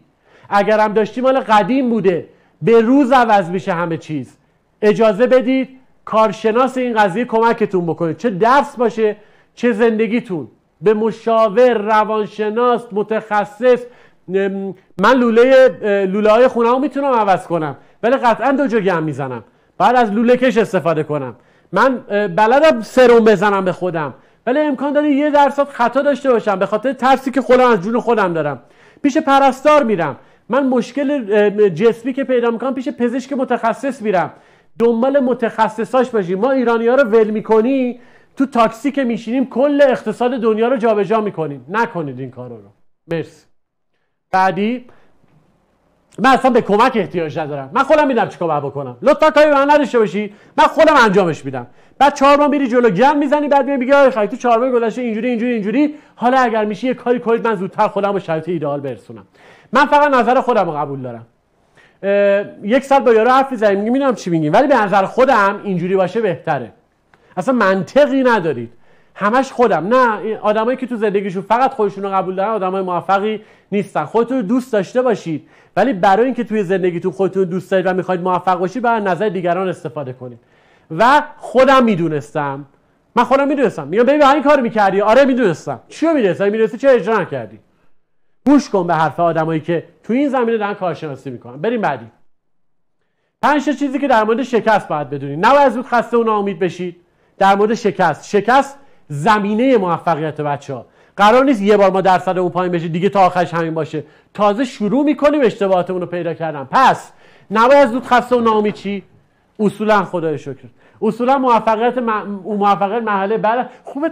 ما این مسئول فنی اینجا داریم خودش رو میزنه. افتادی؟ گوشیش افتاد. خیلی خدا انشالله که پشتوانت باشه. اصولا موفقیت مرحله بعد از شکست رو باید قبول کرد اما تلاش رو ادامه داد. شکست یعنی مسیر رو کمی باید تغییر بدی. این درست بود؟ نه. اگه این کارم بکنم یا این کارو نکنم یه ذره مسیر رو تغییر بدم درست میشه. بعدی، به خودت اعتماد داشته باش ولی از خود راضی نباش. اعتماد به نفس داشته باش، کمک بگیر، برو جلو، انشالله همونی میشه که دلت میخواد. بریم بعدی. 6 تا بهونه‌ای که جلوی پیشرفت کردنمون رو میگیره. من به اندازه کافی وقت ندارم. همه دوستام از پارسال شروع کردن. وقت داری، وقت برای هدر دادن دیگه نداری. من به اندازه کافی پول ندارم. ما در حدی که مگه همه پولدارن که میرن اون نتیجه، اون پولدارا قاطی کردن دارن زدن تو خاکی، کلا طرف رفته پرستار داره میگیره. اصلا درس خوندن با پول خیلی رابطه مستقیمی نداره به نظر من. نمیدونم چطوری. خب من بهت میگم چطوری عزیزم. اینقدر دنبال بهانه نباش که من نمیدونم چطوری. بعد آخه میدونی کسی نبوده تا الان بهم میگه. الان که هست با تمام وجودمون در کنارتون هستیم. خیلی خوب. نمیتونم تغییر کنم. تغییر کردن یه هنره که اگر میخوای در زندگیت به اتفاقای خوبی منجر بشی باید استاد تغییر باشی، نه قربانی تقدیر. به به. خب هنوز آماده نیستم. پس کی میخوای آماده شی؟ شاید تا الان مثلا یه ماهی گذشته باشه. دیگه کم کم باید بیای رو دور دیگه کم کم باید موتور روشن شه. دیگه کم کم از این آشفتگی رها شید و دیگه خودتون رو بسپارید تا ان شاءالله نتیجه خوبم بگیرید. ببین بعدی به نتیجه نمیرسه. خب به نتیجه نمیرسه 2 بار تلاش کن، 3 بار تلاش کن، 4 بار تلاش کن، 10 بار تلاش کن. امکان نداره شما کاری رو با دلت انجام بدی و نشه. یکی از موفقیت هایی که حالا توی یه سری جنگ ها اتفاق میفته، معمولا 2 تا کشور که با هم دیگه میجنگن، معمولا اون کشوری که خیلی قدرت نظامی بیشتری داره خیلی ریلکس تر کارش انجام میده. اما اقسام خمپاره ها رو داره، نمیدونم موشکای دوربرد و نمیدونم زمین به زمین و هوا به زمین و زمین به هوا و نمیدونم بزنی زمین هوا میره و نمیدونم این چیزا داره. اما اقسام فانتوما رو داره، نمیدونم موشک داره، همین چیزای مختلف داره دیگه. همه تکنولوژی نظامی رو داره. یه کشور دیگه امکان داره نه این چنینی نباشه. به نظر شما آیا این کشور بازنده است و شکست میخوره؟ قطعا نه. بستگی به غیرت آدمایی داره که دارن میجنگن. شاید با یه سلاح جلوی تمام سلاح‌های تکنولوژی نظامی اونا وایسه. درسته که امکان داره تلفات بسیار زیادی بدن، ولی چون تا پای جونشون میجنگن امکان داره که موفق و پیروز هم بشن. میخوام اینو بهت بگم عزیز من که خیلی دنبال این نباش که به نتیجه نمیرسه. شاید دفعه اول باختیم، دفعه دوم باختیم، دفعه سوم باختیم، دفعه چهارم باختیم، دفعه دهم راهش رو پیدا کردیم و شد اونی که دلمون میخواد. اوکی. بچه ها اونایی که هستن یه جلوتر میخوام برم. ببین یه ماجرای قلمراده، ولی این ماجرای قلمراد خیلی سریع رد میکنم میرم، فقط توضیحات کلیشو بهتون میدم. خیلی ما همیشه سعی کردیم عادتایی رو در زندگی ایجاد کنیم، اما شکست خوردیم. از فردا دیگه هفته صبح شروع میکنم درس میخونم، از شنبه دیگه میرم ورزش و باشگاه، نمیدونم از اول ماه دقیقاً با برنامه مشاهده دیگه، از آقای خنی این برنامه‌ای که میده، از این برنامه دیگه من با شما میام جلو دیگه. این ترم دیگه دانشگاهمو تموم میکنم، آخر ترم دوباره میریم ترم بعد. خب بعد چه اتفاقی میفته؟ پس وقتی که اینجوریه یعنی ما اکثرا توی تصمیم گیریمون دچار شکست میشیم. چرا؟ به خاطر اینکه همون تغییره رو بلد نیستیم اولا، یا اون پرخوریه. ببین ما یه دوستی داریم خیلی آدم موفقه ولی بسیار چاقه و دکتر حالا رژیمش بهش گفته که آقا شما باید مثلا فلان چیزا رو نخوری، فلان چیزا رو نمیدونم باید رعایت کنی، صبح باید کرفس بخوری، شب باید نمیدونم خیار بخوری، نمیدونم چیکار باید بکنی. این مسخره بازیه. حالا مسخره بازی که نیست، برنامه غذایی، حالا من نمیدونم چیه اون داستان. بریم جلو. میگه هر عادتی 4 جزء داره، چه بخوایم از بین ببریمش چه بخوایم به دستش بیاریم. اولیش نشانه است، دومیش اشتیاق، سومیش عمل، چهارمیش پاداشه. میگه اون آدم چاقالوه وقتی که میخواد غذا بخوره، غذا یهو هوس غذا میکنه، نمیتونه جلو خودش رو بگیره، یعنی هیجانی میشه، هوس میکنه که وای الان اگه یه زرش پلو و مرغ بود، یه باقالی پلو با گوشت بود، چه حالی میداد. بعد میگه چه اتفاقی میفته؟ فکر خوردن غذا، اشتیاق هیجانی میشه، انگیزه میگیره چون هوس کرده، فکر به خوردن غذا براش ایجاد میشه. بعد شروع میکنه عمل رو انجام میده، غذا رو میخوره و در نهایت از غذا لذت میبره، حالش رو میبره، بعدش دچار افسردگی میشه.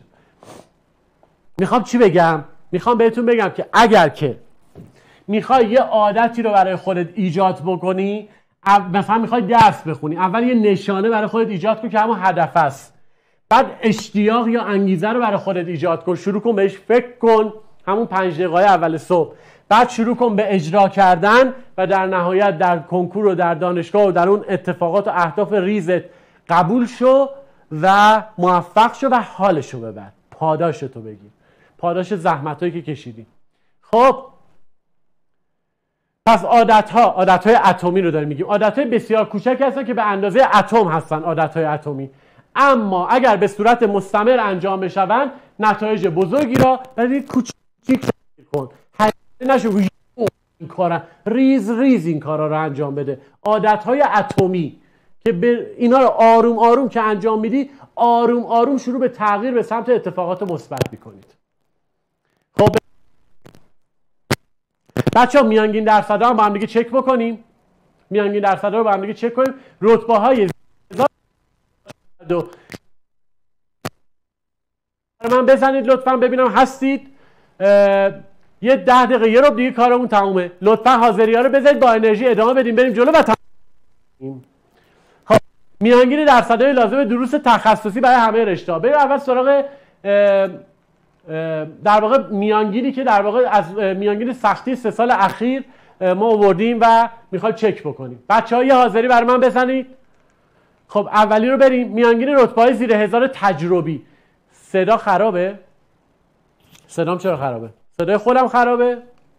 الان آب میخوام درست میشه.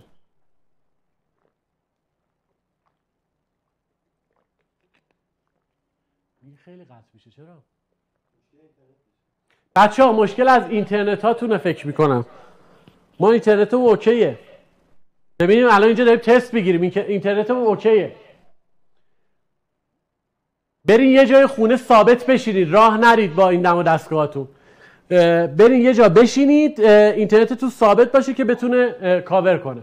خب بیترا حاضر، بهار قطع میشه، مونا قطع و وصلی داره، ستایش هی نه صدای میکروفون خشخش داره. والا نداره که داره. ببین چیزی که شما میشنوید ما هم داریم تستش میکنیم. خیلی خوب. میانگین رتبه‌های زیر 1000 تجربی. من دیگه سعی میکنم ثابت وایسم، شاید تاثیر بذاره رو اینترنت شما. خیلی خوب. خب میگن درست شد. اولی میانگین رتبه‌های زیر 1000 تجربی. درس زمین شناسی بچه‌ها میانگین تو 36 ببینید 98 99 و 1400 رو چک کردیم. 98 99 ایول خدا رو شکر که درست شد. میگم من احتمالاً آنتندهی من اینجا مشکله. خب 98 99 و 1400 رو با هم دیگه چک می‌کنیم. زمین شناسی 36%. کی گفته اگه قرار باشه پزشکی قبول شیم همه رو 100 بزنیم؟ کی گفته؟ اشتباه گفته. ریاضی 64%، زیست 79%، میانگین. فیزیک زیر 1000، فیزیک 74%، شیمی 71%. این شد میانگین. میانگین. خب بریم بعدی. رشته ریاضی اوکی 98 99 1400. رشته ریاضی میانگین 60 ریاضی در رشته ریاضی، فیزیک 75، شیمی 54، میانگین رتبه‌های زیر 1000. بریم بعدی. بچه‌ها الان جواباتون رو میخوام، یه ذره جلوتر جواب میخوام، جواب بدین جواب بدین. بریم سراغ انسانی. خانم فرهنگی میانگین زیر 200 شدنت، ریاضی هم زیر 1000 بود دیگه نه؟ آره. میانگین زیر 200 شدن خانم فرهنگی. ریاضی 64، اقتصاد 90، ادبیات تخصصی 78، عربی تخصصی 86، همون علوم فنون دیگه ادبیات تخصصی. تاریخ جغرافی 55، علوم اجتماعی 88، فلسفه منطق 67، روان 86. زیر 1000 برو چند برابر ظرفیت و بعدش هم برو در ادامه مسیرت انشالله گزینه شد دیگه قبول بشی بری پی کارش. بعدی هنرا، بچهای هنریمون. درک عمومی هنر 42 برای رتبه زیر 50 هنر که بخوای دانشگاه هنر و اینا بخوای بری درس بخونی تهران. درک عمومی ریاضی 55، ترسیم فنی 45، خلاقیت تصویری تجسمی 36، خلاقیت نمایشی 34، خلاقیت موسیقی 47 و خواص موادم 23%. بریم بعدی. ببین من درصد میگم، اخبار میگم، تکنیک میگم، همه چی میگم. خب بریم بعدی. رتبه زبان برای که زبان عمومیاتو که هیچی، تخصصی هم باید هولوش 80% تعادلت باشه که رتبه زیر 50 در رشته زبان میاری که انشالله مترجمی زبان دانشگاه تهران رو بغل کنید روزانه‌شو. خب بریم بعدی. فرض بگیرید سال آینده است، 12 روز مونده به کنکورتون، 1402 تو خرداد ماهیم، مثلا اولوش 26 27 28 خرداد ماهیم، 12 روز مونده به کنکور 1402. فرض بگیرید یه دقیقه تجسمش کن، خواهش میکنم تجسمش کن. 12 روز تصور کن الان 1 سال گذشته از اولین جلسه 0 ماه، 1 سال گذشت و تو یه کنکوری هستی که روزهای آخرت داری تلاش میکنی که این روزا هم سخت میگذره. میتونی از بچه‌ای که کنکور دادن بپرسید 2 هفته آخر چه حالی بودن. اما کسایی که نخوندن هم هستن، سیاهی لشکرها، کسایی که گفتن از فردا از هفته دیگه آخه اینجوری آخه اونجوری، حالا دارم به سال بعدش فکر میکنم یا میگن فقط یه رشته‌ای برم تو دانشگاه دیگه. اون هدفی که الان ازتون پرسیدم همتون گفتیم پزشکی، دارو، مهندسی فلان، نمیدونم فرهنگیان، نمیدونم اینا، دیگه یادشون رفته. خستن از گیج بودن، از بلا تکلیفی، از اینکه هی میخواستن یه کاری رو انجام بدن، به قول یکی از بچه‌ها عذاب وجدان داشتن، نه حال و حولشو کردن نه درسشو خوندن، کاملا خیره به دیوار بودن. حتی بر اساس سوابق تحصیلی همشه میگه برم توی دانشگاه تموم شه بره پی کارش. حالا هم دیگه از این وضعیت داره به هم میخوره. یه سری آدمایی که درس نخوندن، میبینید چقدر فرقشه. یه سری از بچه‌ها 12 روز مونده به کنکورشون کاملا انرژیک، برم ببینم این درصد رو با اون درصد مقایسه میکنن توی یه سری کارهای سرعتی و این چیزا. یه سری دیگه میگن فقط بزنیم بره بابا، تجربی بوده کلا میره ریاضیایی بده کنکور، میره مدیریت، میره حسابداری، میره رشته این چینی. بریم جلوتر. کسی که خونده داره بین رشته‌های مورد علاقهش فکر میکنه که اینو برم یا اونو برم، این دانشگاه برم یا اون دانشگاه برم، اینقدر حال و اوضاعش خوبه. اون یکی که نخونده رشته مورد علاقهش رو گذاشته کنار، همینایی که اول کلاس ازتون پرسیدم. شد براشون همچنان توهم، ماند براشون حسرت و میدونه که دیگه 12 روز مونده به کنکور، دیگه هیچ اتفاق خوبی براشون نمیفته. بسیار خوب. اصلا زهرا نه؟ استاد اومیا هست شده؟ نه. آها. مرسی. ستایش مرسی. پس تو از الانی که ما داریم با هم دیگه صحبت میکنیم 350 روز تقریبا تا کنکورت وقت داری. خیلیه ها. 350 روز ما کنار هم دیگه میخوایم حرف بزنیم و بریم جلو. 350 روز تا کنکورتون فرصت داریم. تو الان واقعا میتونی شروع کنی و با درس خوندن خیال خودتو برای زندگیت آیندت راحت کنی. تهش میدونی چی میشه؟ تهش اینه که نهایتش عذاب وجدان نداری. میگی من همه تلاشمو کردم. حالا اگر اونجا نشد ولی یه لول پایینترش فلان دانشگاه تو اون رشته مورد علاقه میتونم هم درس بخونم. ولی اگر واقعا هیچ کاری نکنی هی امروز به فردا بیفته مطمئن باش که عقب میمونی و دیگه نمیشه از یه جایی به بعد. دیدی بعضیا میان میگن یه برنامه بهت میدم تو 2 ماه خودتو برسونی فلان کن. نمیشه عزیزم. حرف منو بنویسید یه جا. نمیشه. اگرم بشه دیگه حالت یاری نمیکنه باهات. اینقدر حجمه منفی روی ذهنت هست، اینقدر افسردگی و نرسیدن و نشدن هست که حالتو خراب میکنه. 350 روز وقت داری تا به چیزی که میخوای برسی. همه چیز مهیاست. دبیر هست، مشاور هست، همش هم خوباش هست. به جز من بقیه همه عالیان. استفاده کنید. فقط صرفا سر کلاس رفتن به درد نمیخوره. مفید باشید تو کلاساتون. کارهای دبیرا رو انجام بدید. اگه قرار انجام ندید نرید تو کلاسا. حرف که زیاد میزنم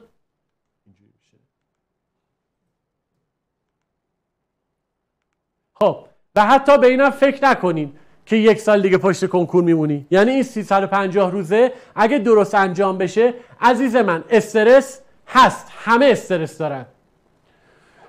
همه استرس دارن. خانم میترا، خانم ستایش، خانم زهرا، خانم مریم، همه بچه‌ها استرس برای همه هست. اصلا استرس نداشته باشی که تو یه مرده متحرکی. آدم که من میشه استرس نداشته باشه. اصلا هم چیزی امکان نداره.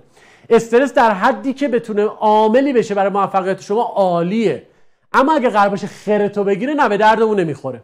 همیشه یادتون باشه اگر همه آبهای دنیا هم جمع بشون که وارد یک کشتی بشن تا زمانی که روزنه‌ای به درون اون کشتی پیدا نکنن موفق نخواهند شد.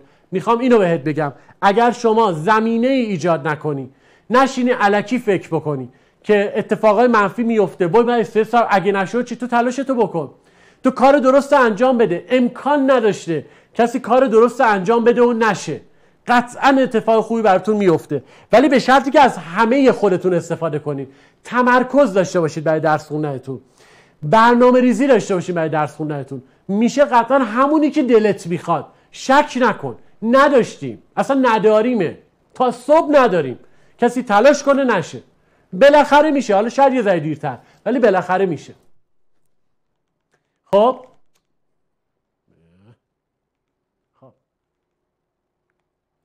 ببین این نکته رو تو ذهنت داشته باش برای که زودتر بخوای شروع کنی. ها کلا یادت باشه خانم سارا میگه استرس نداریم ما عین خیالمون هم نیست.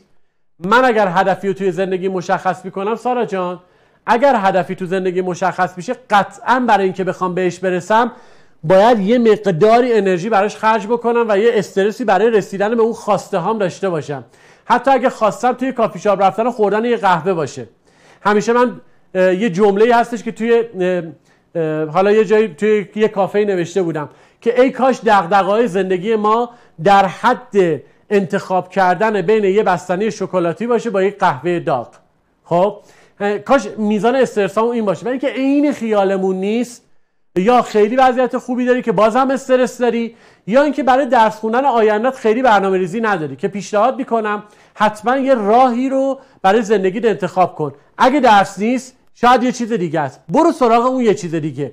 برای کنکور باید خیلی مدیریت شده و با برنامه‌ریزی درس بخونی، ولی چون فشرده است و رقابت تنگ و تنگه و میزان پذیرش کمه باید این استرس رو تا یه حدودی داشته باشی. خب بریم جلوتر.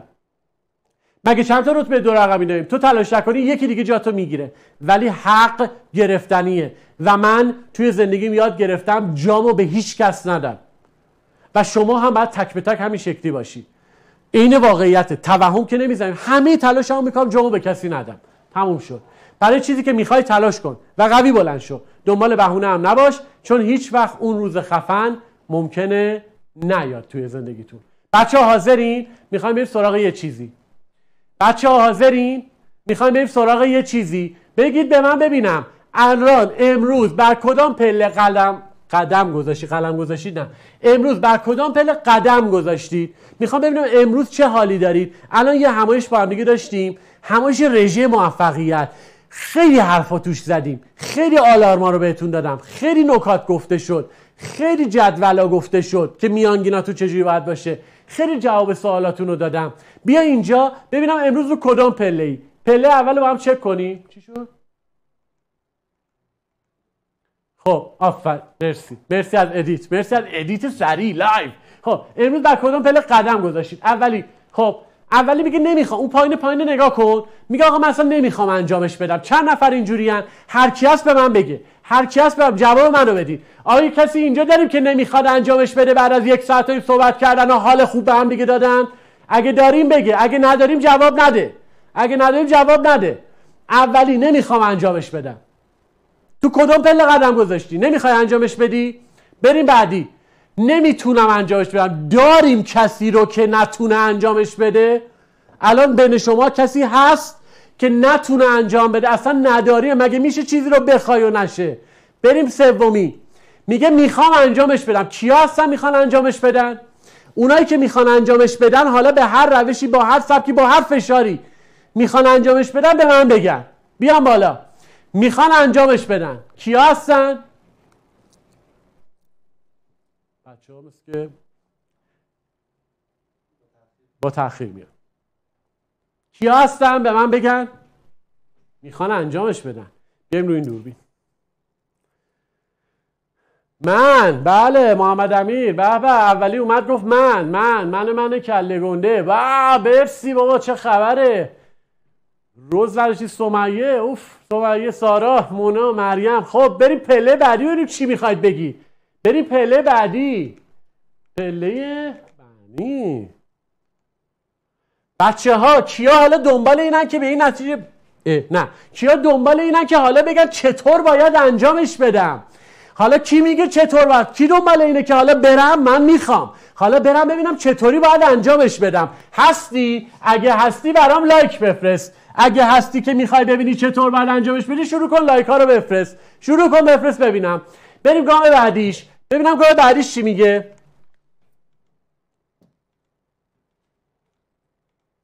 سعی میکنم انجامش بدم. یه سری از بچه ها هستن میگن حالا چطور باید انجامش بدم؟ آقای خدنگ، شاید یه ذره من مثلا یه ضعفایی رو داشته باشم، ولی از اینجا به بعد میخوام سعی کنم انجامش بدم. پس تلاش میکنم، انرژی میذارم. بعدی میگه میتونم انجامش بدم. من قدرتشو دارم، تواناییشو دارم، پس میتونم انجامش بدم.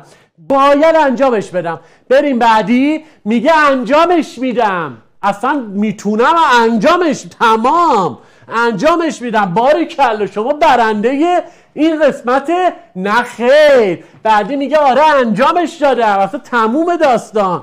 میگه من همین الان تصمیمه رو گرفتم، تمام انجامش دادم. یعنی همین الان شروع کردم، از همین الان دیگه شروع میکنم انجام. اونی که روی این پله ها وایساده، اونیه که روزای آخر میاد میگه آقای خدنگ نظرتون راجع به پزشکی تهران چیه؟ ایران چیه؟ شهید بهشتی چیه؟ داستان اینجوریه. پس تمام انرژی تو خرج کن که به اون چیزی که میخوای برسی. انشالله تو باید انجامش بدی تا موفق بشی. انشالله به امید خدا. بریم. مرسی از یوهو و من اون سارا قاطی کرده، هرچی عدد حروف و اینو داشته نوشته برامون. یوهو، حالا یاهو اگر باشه خیلی قشنگ تره. و مرسی از همتون. بریم بعدی. حالا مرسی که همتون دارین انجام میدید. هیچی، بچه ها باشگاه اومدن و بازو و اینا. خب اگر با بزرگترین ترسات توی زندگی روبرو بشی، میترسی، استرس داری، حالا هر چیزی که هست، فکر میکنی نمیشه، به خاطر که ضایع نشی اصلا شروع نمیکنی. خب مثل دیدی مثلا بعدن که بزرگتر شدی، بعدن 5 سال دیگه که بزرگتر شدین، مثلا یکی میخواد بره به یکی پیشنهاد مثلا ازدواج بده، مثبتش رو نگاه کنید، پیشنهاد ازدواج بده، مثلا میگه بابا من اصلا به این نمیخورم، من برم بهش بگم یه چیزی میگه ضایعم میکنه، اصلا بیخیال میشم.